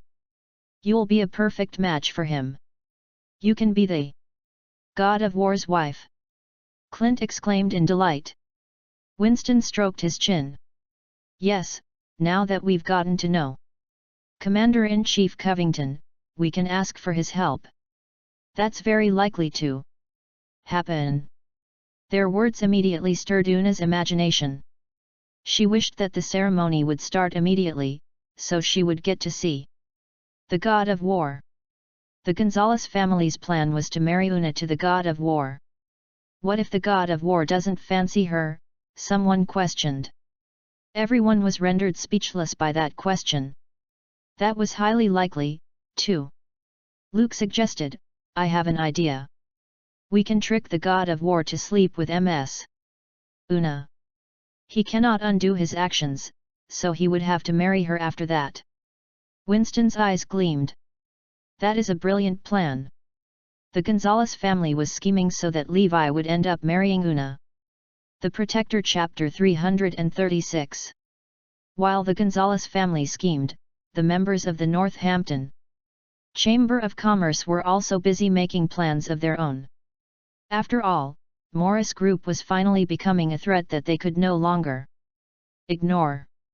Things were getting out of their control, and they were running out of ideas for what to do. The only plan they had was to somehow find a way to associate themselves with the God of War and Commander-in-Chief Covington. That was why they had invited Grover Cook over tonight. They hoped that he would be able to help them come up with an idea. Morris Group has been developing at a rapid pace recently. A lot of companies are offering them all sorts of preferential treatment. I guess since it's helping the economy of Northampton, that's a good thing, Grover mused. But at this rate, they'll soon be taking over our market, which leaves us in a very precarious situation. They're so ambitious that they're even going after the Gonzalez family businesses. It's only a matter of time before they come after us next. Eric and the others fretted. Do you have any ideas, Mr. Cook? Clifford asked. The man in question shook his head helplessly. Nothing much will come of working from the shadows. You have seen for yourselves their ability to resolve all problems thrown their way. He paused before suggesting, maybe you should try forcefully buying over Morris Group. That might just work. Eric and the other men's eyes gleamed viciously. Baldwin seemed doubtful as he stated, I don't think it's going to be that easy. I've heard about how mysterious the boss of Morris Group is. Nobody knows who he or she is. Shaking his head, Wallace rebutted, it's not that hard. Have you forgotten how we used to buy over the other companies? The men exchanged sly looks. All right then, you guys should probably focus on preparing for the ceremony. I'll have Jesse introduce you to the God of War and Commander-in-Chief Covington. When the time comes, with those two supporting you, you'll still be fine even if you dance a little too close to the illegal side of things, Grover finished with a smile. Thank you so much, Mr. Cook. The Northampton Chamber of Commerce shall forever be grateful to you, the men fervently expressed. After the incident at the hospital, Morris Group had been flourishing at a quick pace. The celebrities endorsing their products were also reaping the benefits of this, with a huge upsurge of advertisement invitations. By contrast, business for Everest Entertainment had been getting increasingly worse. It was only a matter of time before they went bankrupt. Lil Lacey and her manager, Amelia, had it even worse. They had been blacklisted by the entire industry and had not been able to find a single way around the ban. Their only options left were to either leave the country or change professions. But there was no way they would just let this go. To them, this was all Levi Garrison's fault. He had destroyed everything of theirs, and he had to pay. He had to die. They had been searching for an assassin to hire for several days now. Strangely enough, the underworld of Northampton had been incredibly quiet, and they failed to find anyone. In the end, they finally managed to locate a reliable killer who hailed from South City. Presently, they were lounging on a luxuriously large bed in a five-star hotel. Both were stark naked as they cuddled against a man with a devil tattooed on his chest. He was Quinton Lane, an underground boxer who they had only been able to hire through some connections. Notorious in the illegal fighting rings for being ruthless, he had once killed 48 men in a single year. Currently ranked number 5 in underground boxing, he was nicknamed Devil. Other than boxing, he was also known for taking on contract jobs like killing or maiming someone. Whatever his mission was, he had never once failed. Most people would not have been able to hire him. It was only because Lil Lacey and Amelia were willing to sleep with him that he had agreed to come. Of course, they still had to pay for his services. The Protector Chapter 337. Mr. Quinton, the underground in Northampton has been strangely quiet recently. I couldn't even find an assassin, Lil Lacey pouted. Quinton snorted and replied, that's because the god of war, Liam Macy, and the king of Northampton, Jack Smith, have been taken out. Someone cleaned up the underworld, so that's why nobody took up your contract. A worried look crossed her face. Then are you sure you'll be okay? Humph. The Northampton rules can't stop me. As long as I kill off the man and immediately return to South City, nobody can do anything to me, Quinton said confidently. In the past few years, a lot of rich people hired him to assassinate someone or another. It did not matter if it was within the nation or out, he had never once been caught after killing someone. This time was no different to him, and he did not think much of his target. With that, he pinned Lil Lacey beneath him. 1 hour later, he got up to put on his clothes. Give me his photo. I'll leave after I'm done with him, he ordered. Lil Lacey hastily handed a photo of Levi over to him. Accepting it, he scrutinized the photo closely, memorizing the man's features. From beside him, Amelia piped up, the money has already been transferred. Please check your account. All right. Wait for my good news, this shouldn't take me more than an hour. Tossing that over his shoulder, Quinton left. The two women exchanged gleeful expressions, their eyes shining coldly. Levi Garrison, you dare to ruin us? Well, you can go to hell. This day next year would be the anniversary of your death. Quinton had not actually come alone. He had brought 4 men with him, each an excellent fighter themselves. Stabbing a dagger through Levi's photo to pin it to the table, he commanded. Find out where he is. On the other side of things, Levi was eating barbecue with Benny and Percy at the aptly named Barbecue Street. With his carefree personality, it was no surprise that Percy got along with Ben perfectly. The three of them chatted happily about anything and everything under the sun, taking hearty gulps from their cups as they toasted each other. Being a street that mostly sold food, the appearance of Quinton and his men did not attract too much attention. However, the menacing aura they gave off had passers-by subconsciously backing away. They stood just around the corner, spying on the 3 men drinking and eating barbecue. One of the men Quinton had sent out came back to report, Mr. Quinton, it's confirmed. That man is Levi Garrison. Quinton nodded. Okay. Everyone, wait for my signal. One of his subordinates queried, what about the other 2 men? Kill them too. A bloodthirsty look entered Quinton's eyes. Right now, Levi was nothing but another dead body in his mind. 3, 2, 1. The group of 5 dashed toward Levi, with their hands tightly gripping the weapons hidden underneath their suit jackets. Within seconds, they were upon the 3 unsuspecting men. Or so they thought. In truth, Levi and Percy had detected their presence long ago. They abruptly turned around, taking the 5 killers by surprise. Levi Garrison? Someone badly wants you dead. Now, die. Quinton pulled out a dagger from underneath his suit, the blade glinting coldly as he swung it toward Levi. His 4 subordinates did the same, attacking Benny and Percy.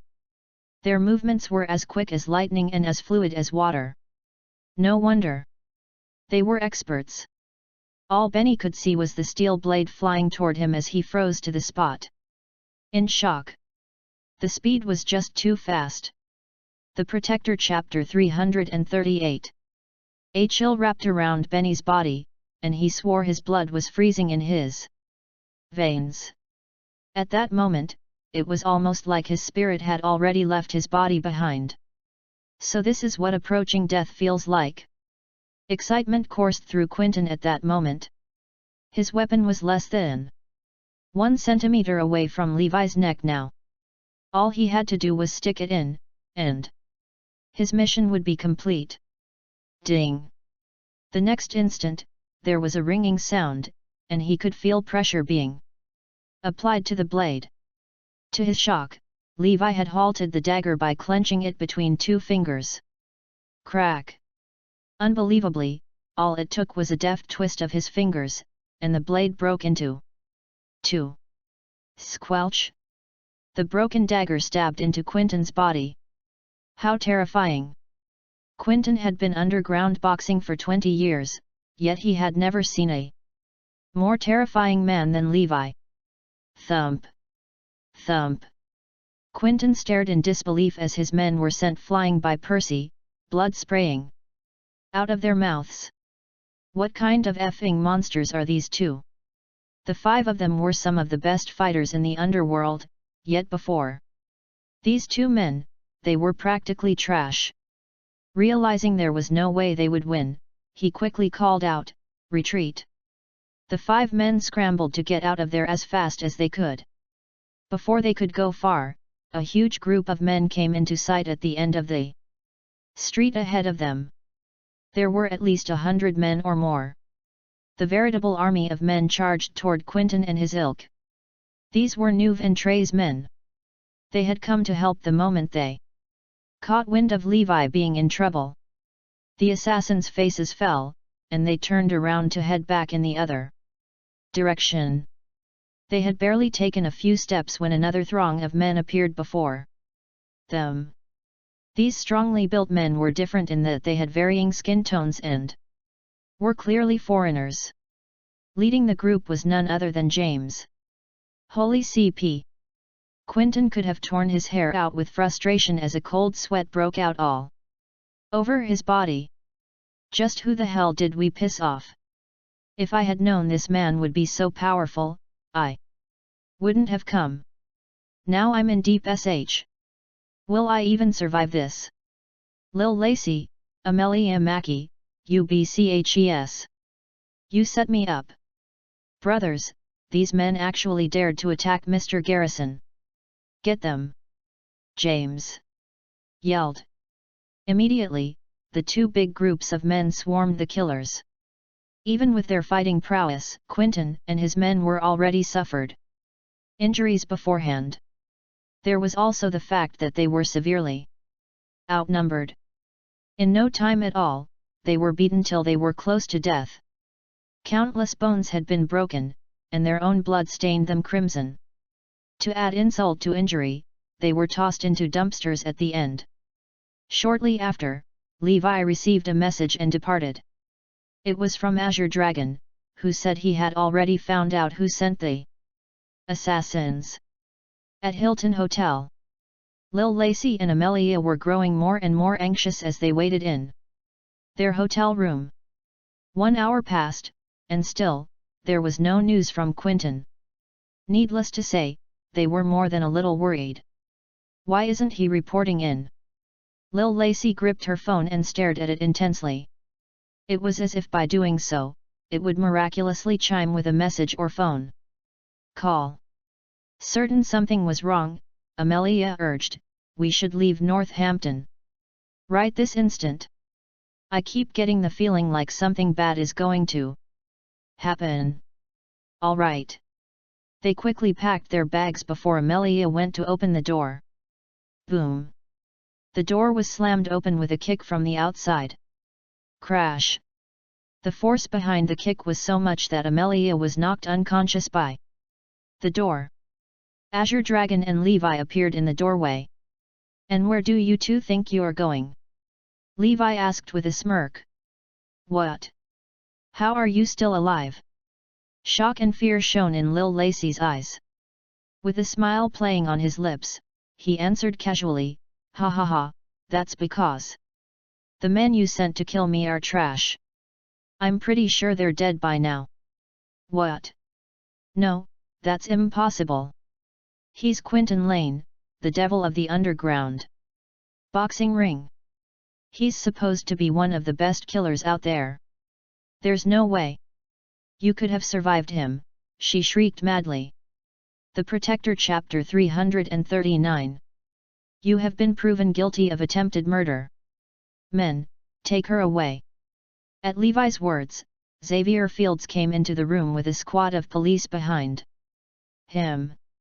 Within moments, Lil Lacey and the unconscious Amelia were arrested and dragged away. Levi was not impressed by this so-called devil. The impudent fool thought he could kill him? Ha! He bit off more than he could chew.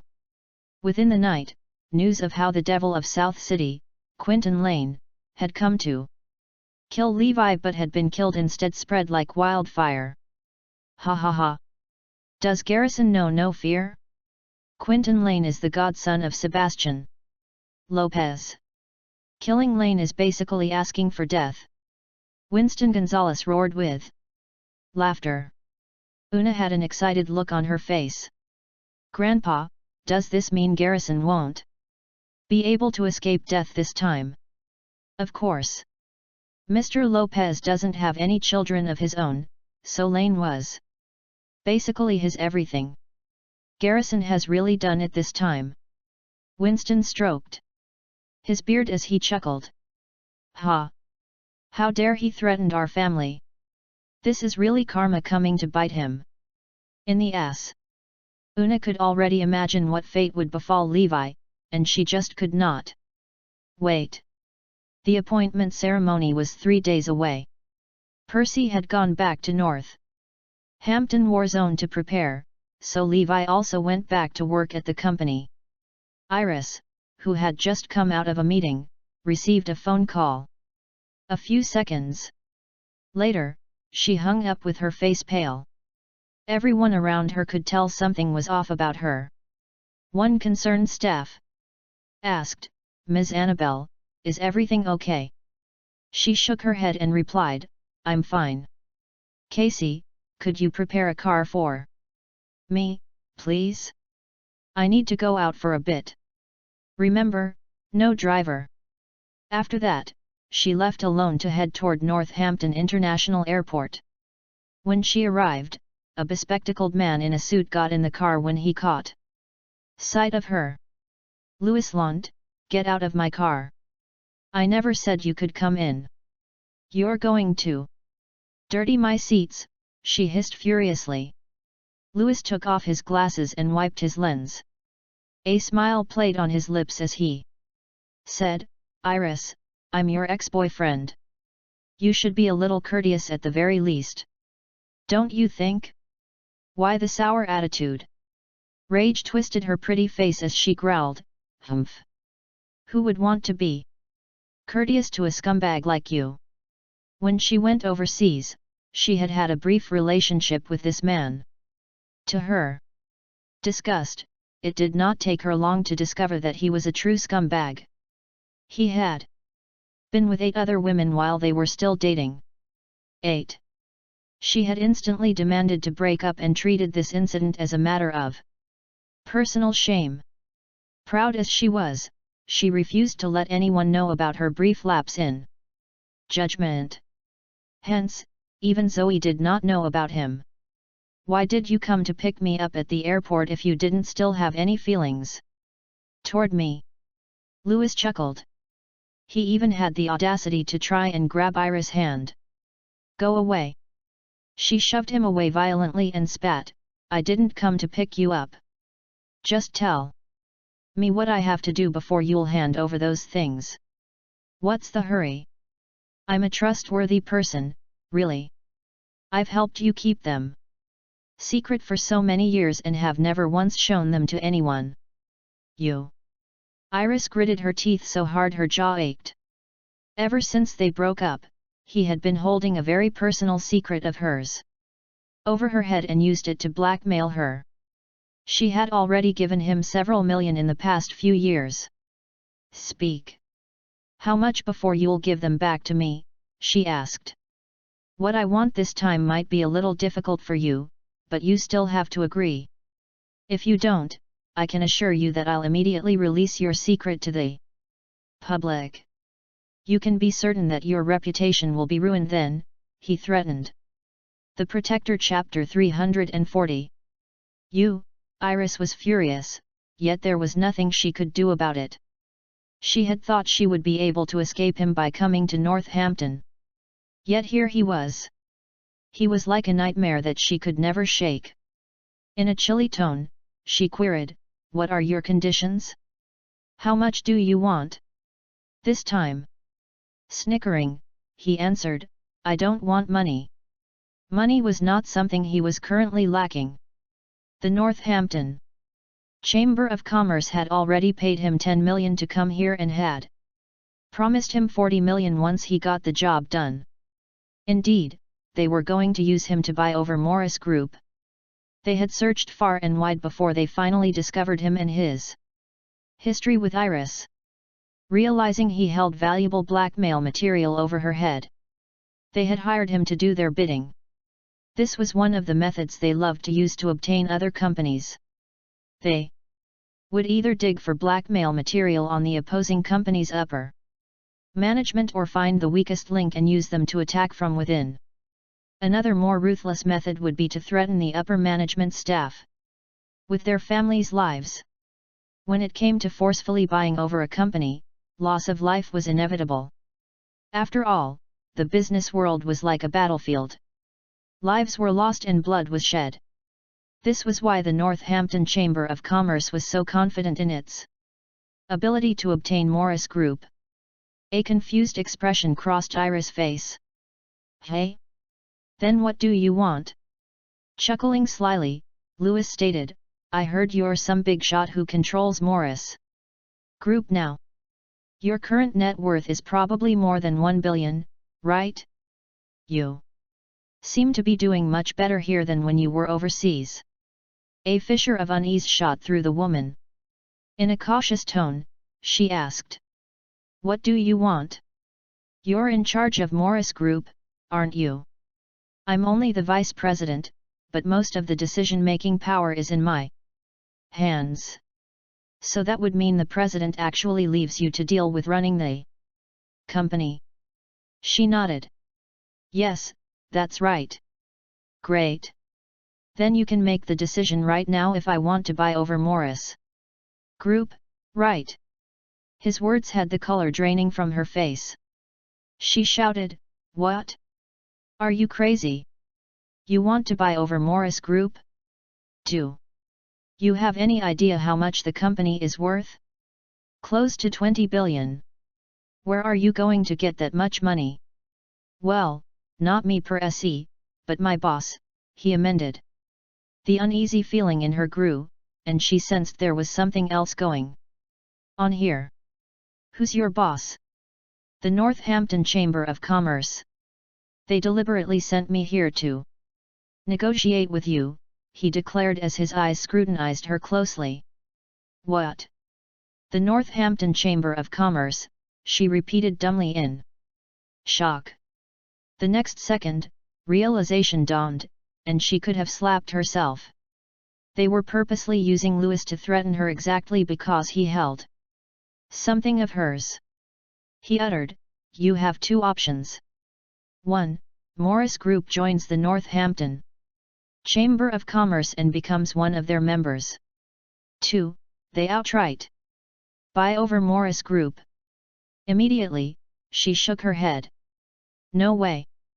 Morris Group and the Northampton Chamber of Commerce are business competitors. Our company will never agree to join them. They knew you wouldn't agree. That's why I'm here."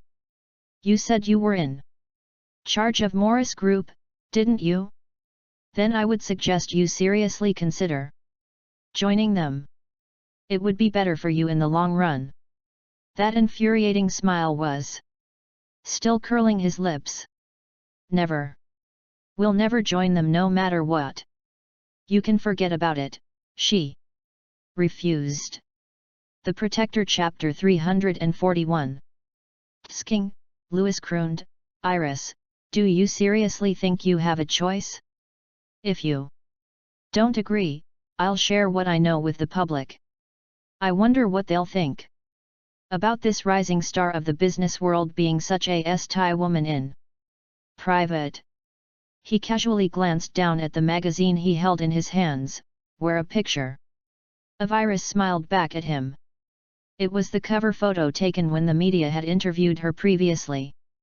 Presently, she was probably even more popular than some other celebrities. She knew if word got out about her secret, she would be ruined for life. Thus, there was no way she could allow that to happen.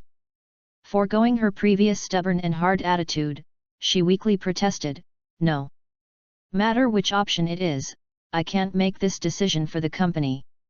He spoke up in a confident voice, who are you trying to fool? The North Hampton Chamber of Commerce is well aware you call the shots in the company. All it takes is one sentence from you, and the company is sold. Iris felt her mind go blank. They had come after her specifically, which meant they had already planned out everything. More importantly, she really did have the power to sell the company. It would not be illegal either. She could just walk off without having to look over her back all the time. Having given her the stick earlier, Lewis thought he would give her the carrot now. Think about it, even if you offend someone in the process of doing this, the North Hampton Chamber of Commerce will still back you up. They can also promise you the job position you want. Oh yes, by the way, this offer only lasts for today. If you still can't make up your mind, I'm going to release your secret. Face ashen, Iris asked, one day is too short. Can't you give me more time? Sure. You just have to meet me at Wonder Hotel tonight. Also, remember to bring 10 million with you. Otherwise, no dice. With that said, Lewis exited the car without waiting for Iris to say anything. As he walked off, he called Eric's son, Phineas, Mr. Robinson, it's done. That Iris will definitely sell off Morris Group within 3 days. Good job. Have another 10 million for your efforts. Thank you, Mr. Robinson. Hanging up, he was beyond ecstatic. Looks like Lady Luck is smiling on me. At this rate, I'll be able to earn 60 million. And sleep with Iris. What a wonderful day. Although he had Iris' most personal secret as blackmail, the two of them had not actually slept together before she found out about him dating 8 women simultaneously. That was probably one of his biggest regrets, but it would seem he would finally have the chance. Iris was slumped in her car seat with a look of absolute despair on her face. If only she had not been so stupid as to allow him to find her secret. But hindsight was 20/20, and there was nothing she could do to change the past. If she were being honest with herself, she felt like that secret of hers was more important than even her life. She really would kill herself if that got out. What do I do? Should I really sell off Morris Group? She had no idea what she was supposed to do now. Either way, I should head back to the company first. She knew what Lewis meant by tonight. He was forcing her to sleep with him to extend the time limit he gave. Lost in a daze, she did not know how she managed to drive back to the company. Screech! Bang! Just in front of the company building, she rammed right into another car. The Protector Chapter 342. The other driver got out of his car, yelling furiously, "What the hell? Are you blind? Or something? My signal lights were clearly on, yet why did you continue forward? And crash into me? Iris." It took Levi several moments to register that the other driver was Iris. To think he had just been cursing how the driver was swerving around the road like a drunken person. Levi's loud voice snapped Iris back to her senses. "Hey! What happened? His voice was cold as he demanded, what the heck, you were out of it the whole time? You hit my car. He got the feeling something was not quite right with the woman today. She seemed incredibly distracted. Had something happened? Oh. Sorry, she apologized sheepishly. After that, she called the garage, and the two cars were towed away. Frowning slightly, he queried, "Hey, are you okay?" "I'm fine," she murmured vaguely. Levi suddenly said, "Your bra strap is showing." "What?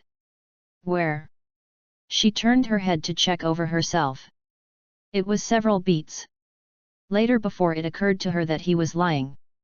Pushing this incident to the back of his mind, Levi made his way to his office in the technical department. As usual, he settled down to have some tea and a smoke. Isaiah approached him, saying, "Mr. Garrison, we don't have enough technicians in the department, so I wish to cultivate some more men." "Okay. Go ahead," Levi answered. Isaiah continued hesitantly, "But we would need a huge sum of money for that." "Money isn't a problem. You can cultivate whoever you wish, just let me know. And I'll arrange it." "Got it, Mr. Garrison," Isaiah replied in a delighted tone.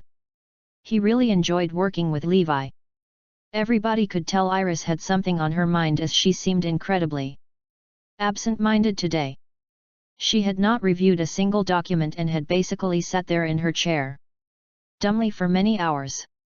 Everyone who worked with her closely on a daily basis was worried about their boss. She used to be so passionate and energetic, nothing at all like the zombie she was today. Maybe she's on her period. This was the only explanation anyone could come up with. On the other side of things, having suddenly obtained 20 million in a day, Louis was currently enjoying himself at a nightclub. There were more than a dozen beauties in the small private room he was in, and he had his arms wrapped around the closest two. "Lant, you little sh, you've really hit the jackpot this time." The voice who had spoken belonged to a bald man sitting near him.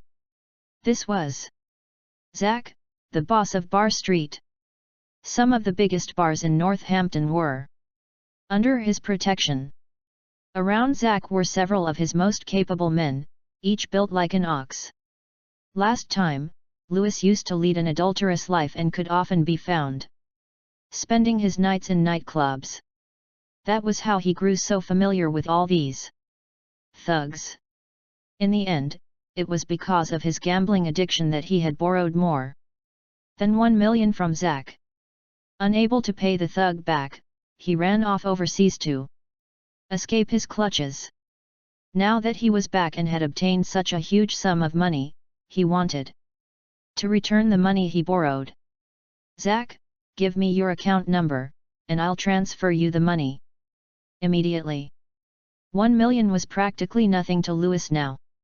He had plans to remain in Northampton for the foreseeable future and would need to maintain a good relationship with Zach if he wanted to run a business here. Zach puffed on a cigarette, a sleazy smirk on his lips. "By the way, I heard you're planning on sleeping with Iris Annabelle from Morris Group tonight." "That's right. I hold her deepest, darkest secret in my hands, so she has to spend the night with me," Louis answered smugly.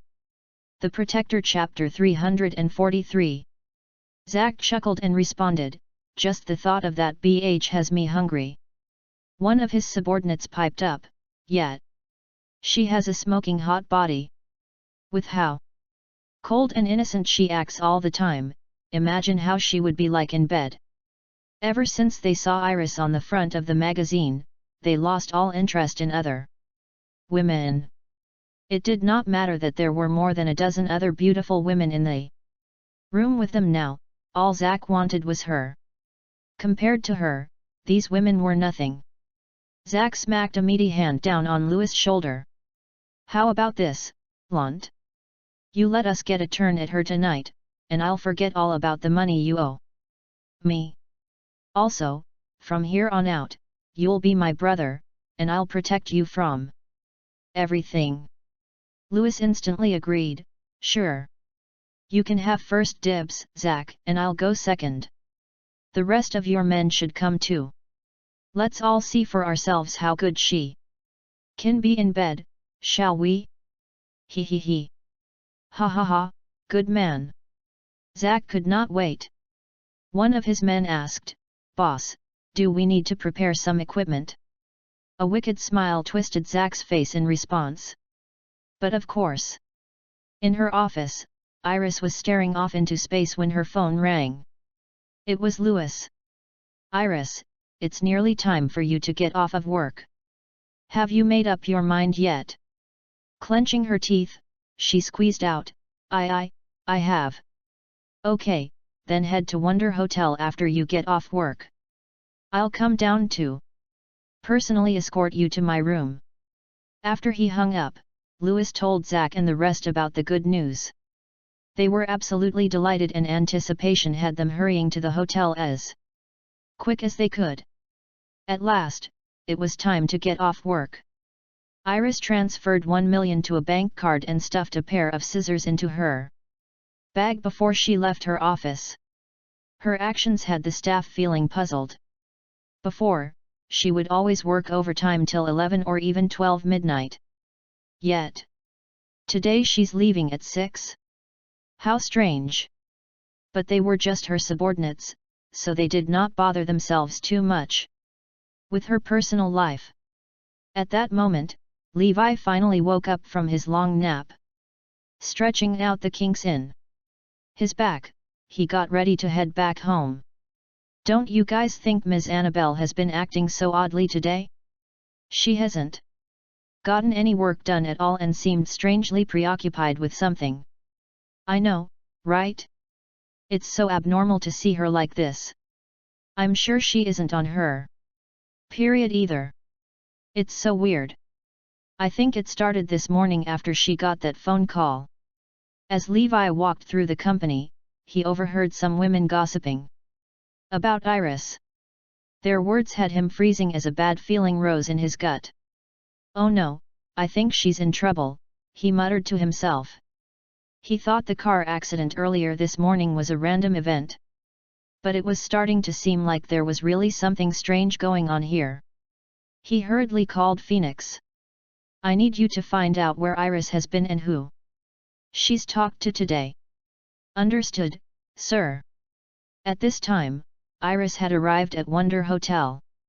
Louis was already waiting for her in the lobby. Taking a deep breath to steel herself, she headed toward him. We're not in any hurry, so let me check the money first. Despite his eagerness to sleep with her, he still had his head on straight. He had to get the 10 million first before he would indulge himself.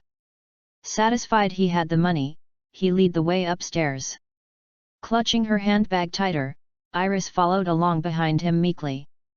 A few minutes later, they entered the presidential suite he booked. Before she could say anything, 5 men walked out from the depths of the suite. The bald-headed man at the front was watching her with a greedy smile on his lips. The Protector Chapter 344. Sensing a bad vibe from these men, Iris backed away warily. Who are you guys? What do you want? Rubbing his hands together, Zack replied, Babe, no need to be scared. I just wanna be friends with you. He he he. The rest of the men chortled as they neared her. Yeah, baby. We all just want to be friends. Louis Lant, you bastard. I'm leaving. Spinning around, Iris made to leave but was too slow. In a flash, Zack had moved between her and the door. Locking it, he turned to step closer to her. Why the hurry to leave, babe? I promise I'll be gentle, he leered as his eyes seemed to be undressing her. Louis sniggered and stated, Iris, meet Zack. Don't worry. He just wants to get to know you better. Feeling trapped, she shouted, Louis, what the hell is the meaning of this? What are you trying to do? Have you already forgotten about the deal with the North Hampton Chamber of Commerce? Louis twitched slightly as he was reminded of his primary reason for being back in the country. Well, didn't you say you wanted more time? Fine, I'll make a deal with you. If you sleep with all of us tonight, I can give you 3 more days. Decline, and I'll let the whole world see those photos of yours. Oh wait, I have a better idea. Zach. You guys wanna see her private photos? I can show them to you. Clearly impatient, Zach was quick to agree, of course. Hurry up and let me see them. Wait. Iris yelled in frustration and anger, Louis Lant, you're a devil. Thank you for the compliment. Louis laughed. She insisted firmly, I'll pay you 20 million, but I'm not doing anything else with you. Zach, just do it. This woman is very conservative and proud. She values her reputation above all else. So as long as we record everything, she'll definitely listen to us from now on. Louis revealed. Hell yeah. I've been waiting a long while for this. Zach was about to pounce on her when she pulled out the scissors from her bag. Don't come any closer, she threatened as she swiped at them with the weapon. Zach took one step forward before he swiftly punched her wrist. The pain had her yelping and dropping the scissors. Instantly, she was swarmed by the men, and they dragged her to the bedroom. Thump. Zach tossed her unceremoniously on the bed. Tears of shame and fear dripped down her face. Despair. Utter despair. She had underestimated how heartless Louis could be. Now there was no one to help her. All kinds of recording equipment had been set up in the room as well. She was doomed. Just the thought of what was about to happen had her wishing to commit suicide.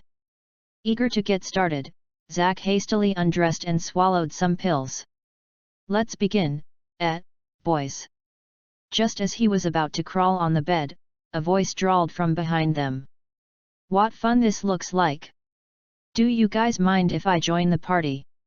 Louis, Zach, and the other men whipped around in shock, only to see Levi standing there smoking.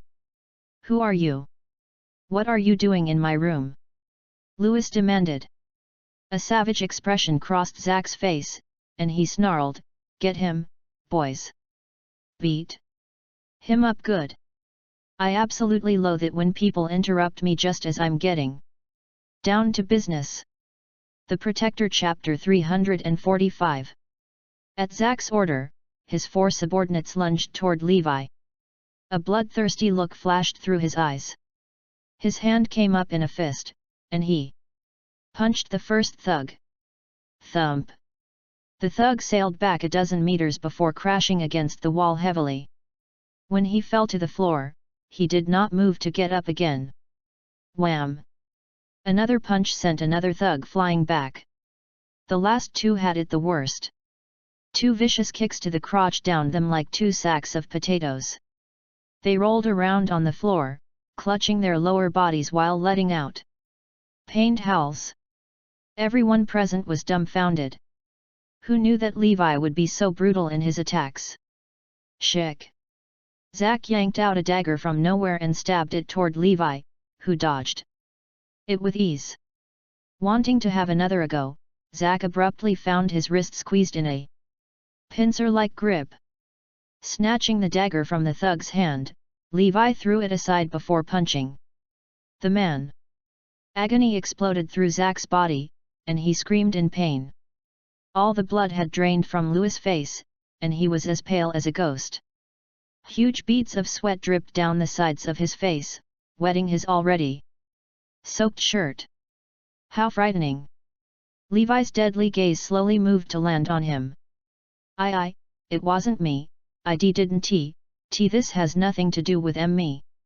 He was so terrified that he was babbling.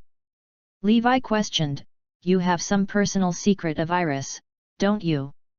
Louis shook his head furiously. And no, I don't. Levi did not speak, merely cracked his knuckles menacingly. Why yeah, I do. Stretching his hand out, Levi wiggled his fingers. Give it here. Well, Louis hesitated. Pfft. Levi's fist smashed into Louis, causing the man to scream in pain. Give it to me, Levi repeated. Knowing the consequences of his hesitation, Louis handed his briefcase over to Levi. They're in my briefcase. Accepting it, Levi opened it up to reveal a stack of photos in a USB drive. Do you have any more copies? He punched the other man for added measure. Wailing in pain, Louis truthfully replied, No. I already planned on giving her everything. With her strong personality, I knew she would kill herself if I pushed any further. That's good. A cold glint appeared in his eyes, and his leg lashed out. Ah! At that moment, Louis experienced what all men dreaded the most as excruciating pain flared in his body. His whole body was flushed red as he cradled his family jewels, rolling around on the floor. Struggling to look at Levi, he gasped out, Why you went back on your W word? An innocent smile curled Levi's lips. Did I ever say I wouldn't touch you after you gave me the items? By then, the pain was getting too much, and Louis was close to passing out. The last thing he heard was Levi saying, Since you guys can't seem to control your desires, I'll help you.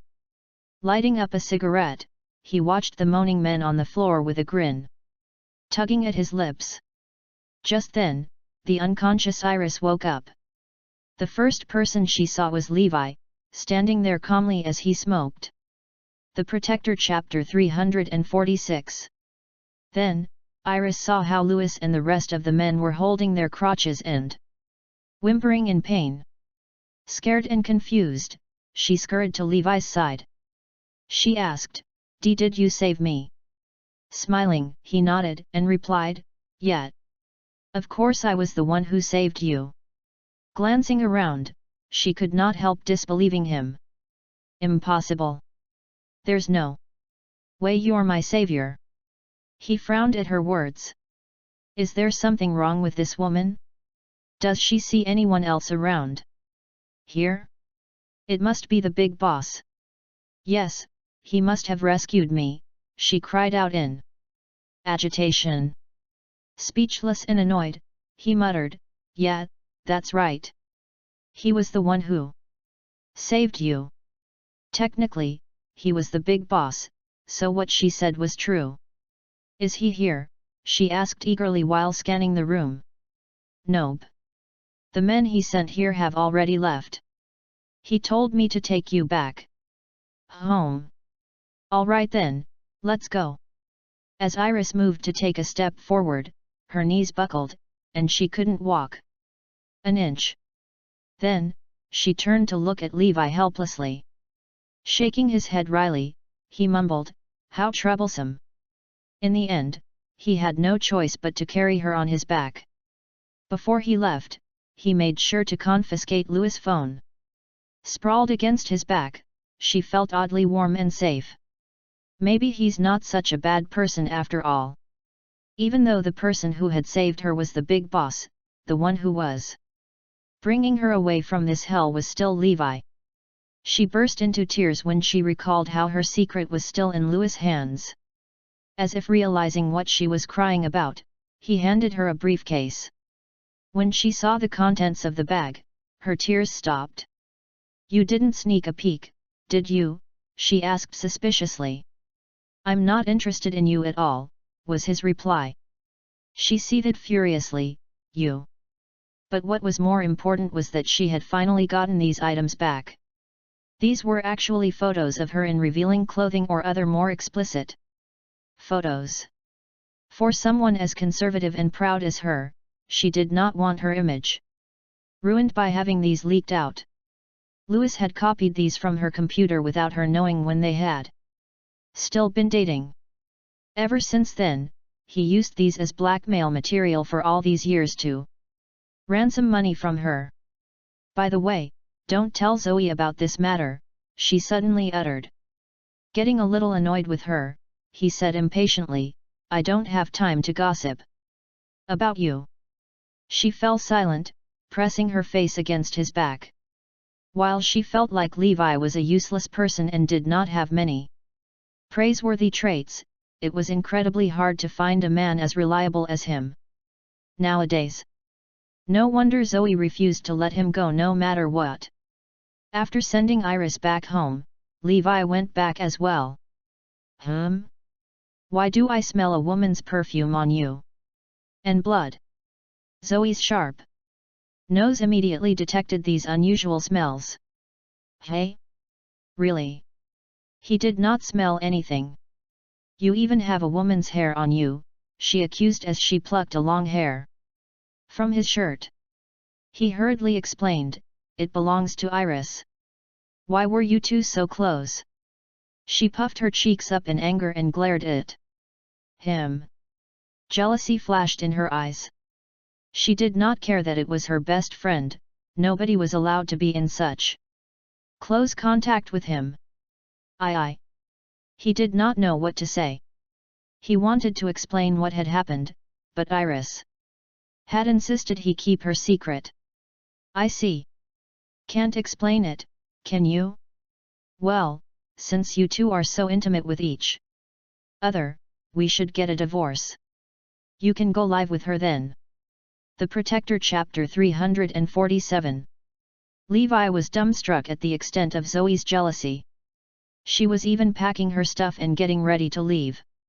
Fortunately for him, Iris arrived at that moment.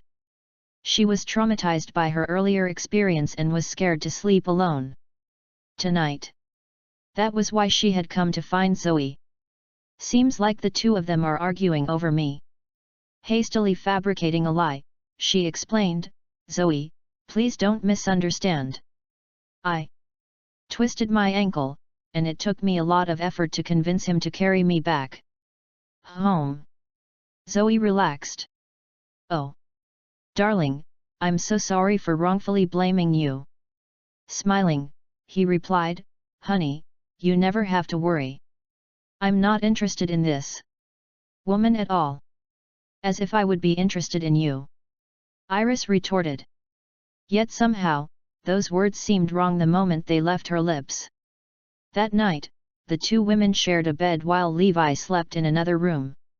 At the same time, at Emperor Hotel, Phineas Robinson was busy hosting a very esteemed guest.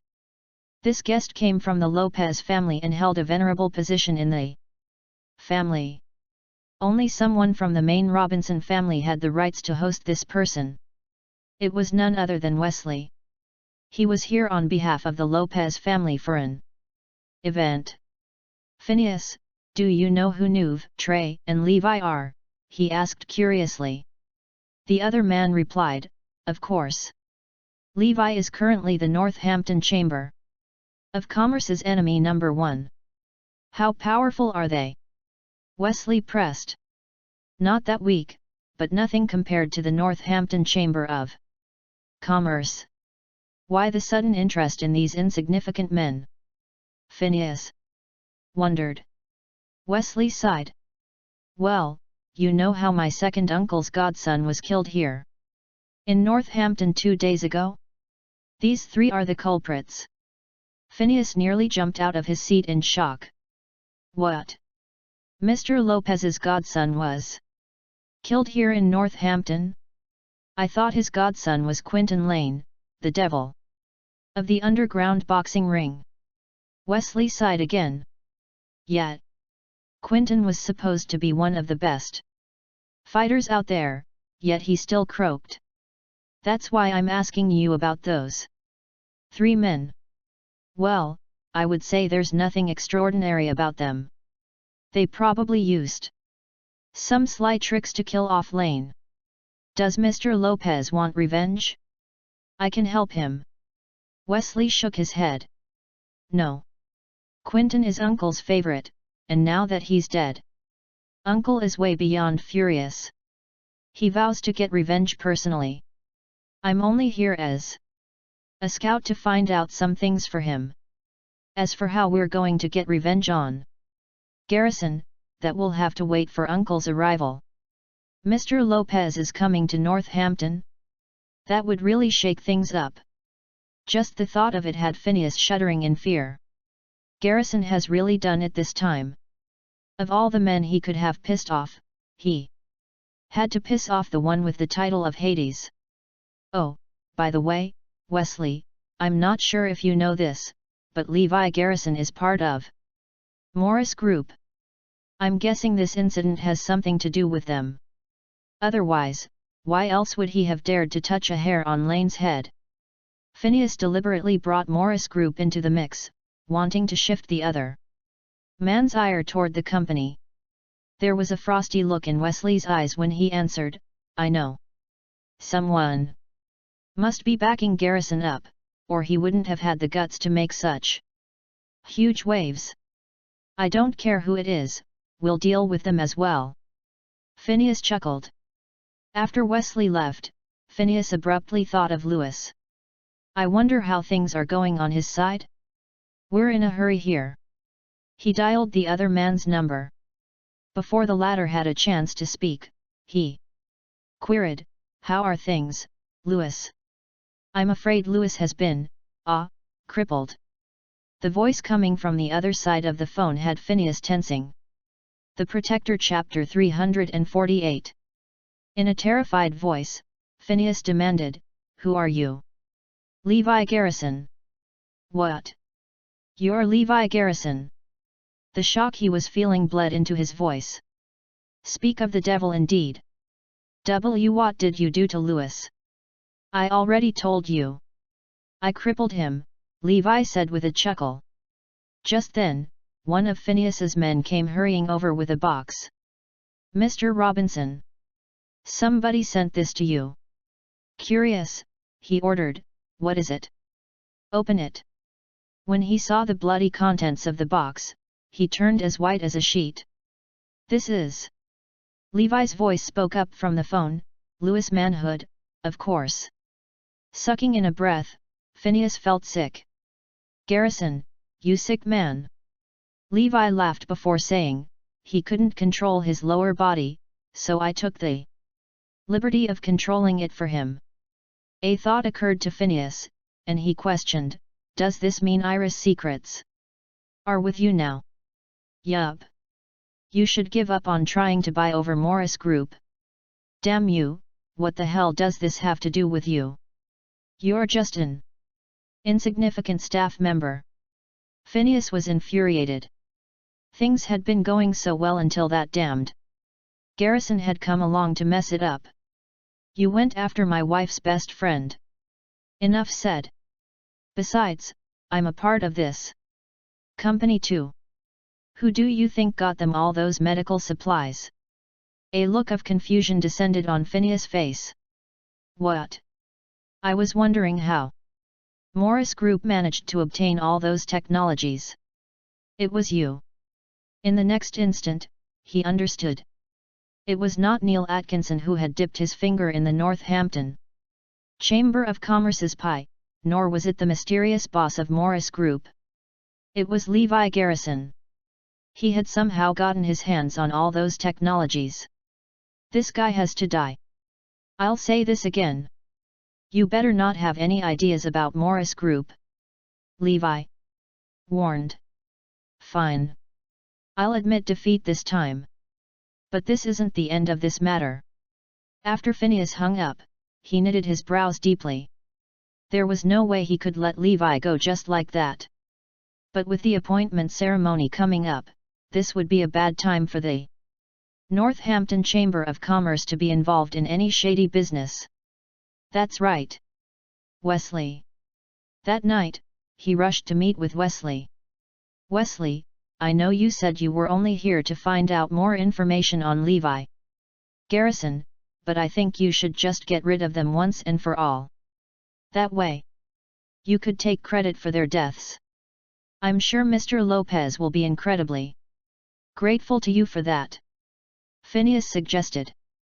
Wesley's eyes gleamed. Although Sebastian Lopez was not the head of the Lopez family, his words still carried a lot of weight. Other than the head of the family, he did not respect anyone else. If he, Wesley, really did resolve this matter, then Mr. Lopez would definitely hold him in high regard. When that happened, the chances of him becoming the man's heir would be very high. You have any ideas, Phineas? He asked. Phineas chuckled slyly. I'm sure you've heard about what's been going on with the Northampton Chamber of Commerce recently, so you should also know that now is a bad time for us to do anything.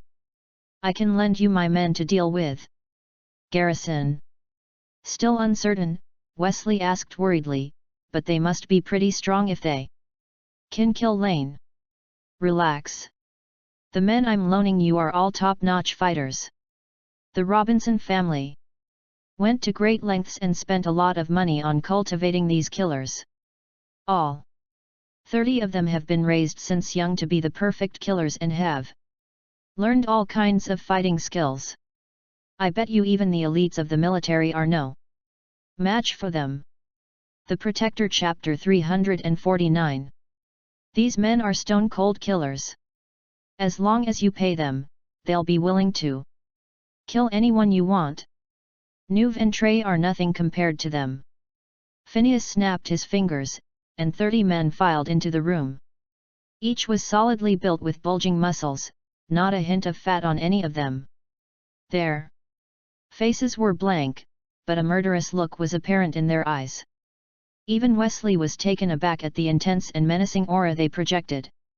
Never had he ever seen such malicious-looking men, even in the South War Zone. Excitement coursed through him and he exclaimed, "All right. If this mission succeeds, I promise I'll make it up to you in the future."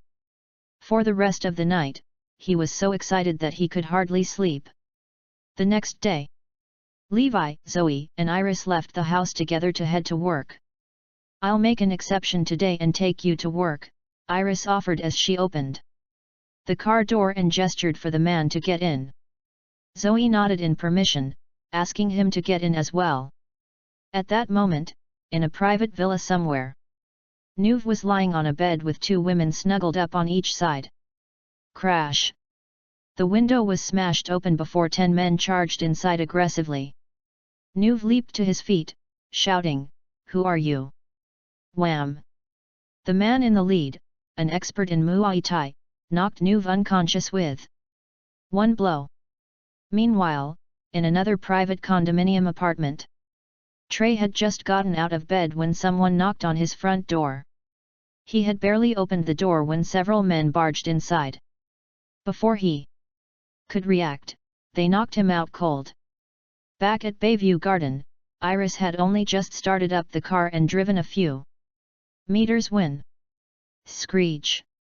A van suddenly blocked her way, causing her to slam on the brakes. 10 men exited the van before making their way to her car. "Roll down the windows, now." Terrified, Iris did as ordered with trembling hands. By contrast, Levi seemed completely unfazed. He still had an arm hanging out the window lazily. The man in charge took out a photo and glanced between it and Levi.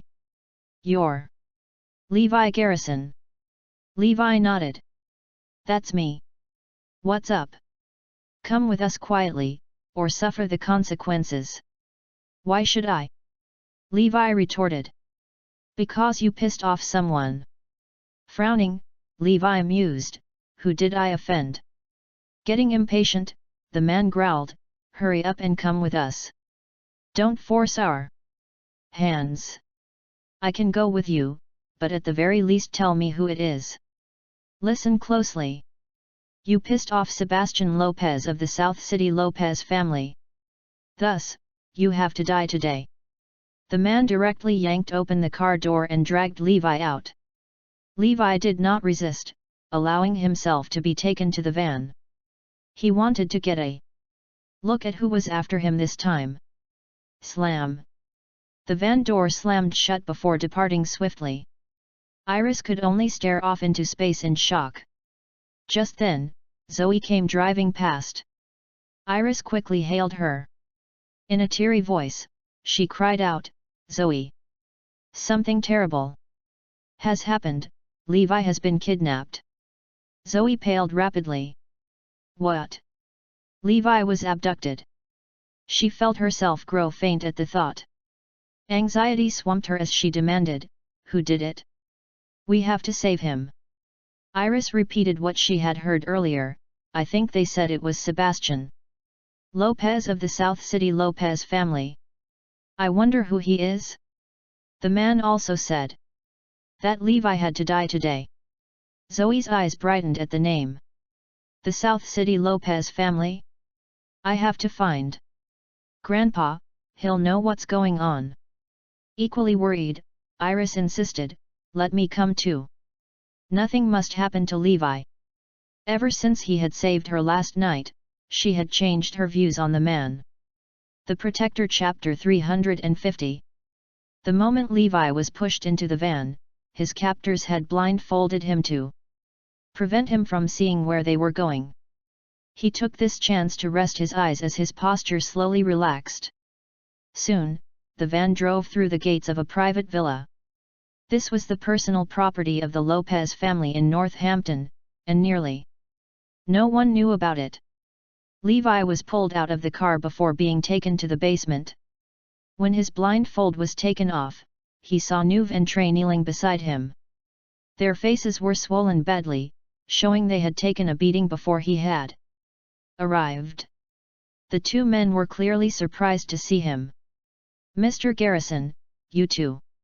Levi shot them a smile but did not speak. Though, the sight of him served to relax the two men.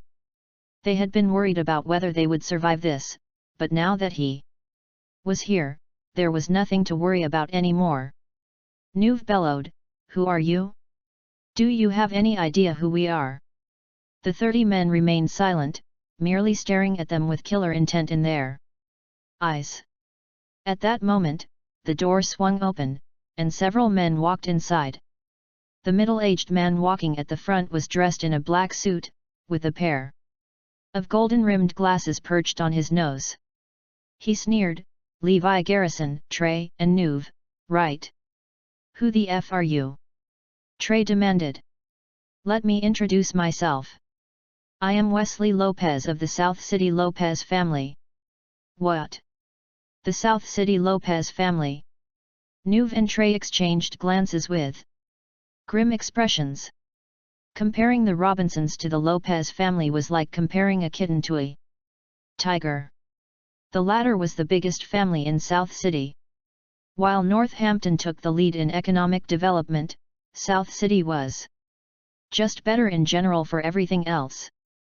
"You know the guy you killed, Quentin Lane? He's my uncle's godson." Neuve and Trey nodded. "Yeah, we did. However, we only retaliated because he tried to kill Mr. Garrison first." Wesley's expression darkened at their words. "The way you phrase it makes it sound like you both answer to him." The two men snickered before Trey spoke up, "But of course. We live to serve. Mr. Garrison. It doesn't matter what you do to us, but your biggest mistake was going after Mr. Garrison." Neuve added meaningfully. Why?" A sliver of unease rose in Wesley. Zoe and Iris got to the Lopez family residence as fast as they could.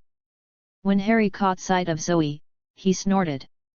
"Why have you decided to grace us with your presence so early in the morning?" "Grandpa, I need your help," Zoe said tearfully. At her words, Harry and the rest of the family guffawed. "To think a day would come where you come asking us for help. You're the great president, Ms. Lopez, aren't you?" Henry mocked. If she had to, Zoe would get down on her knees and beg.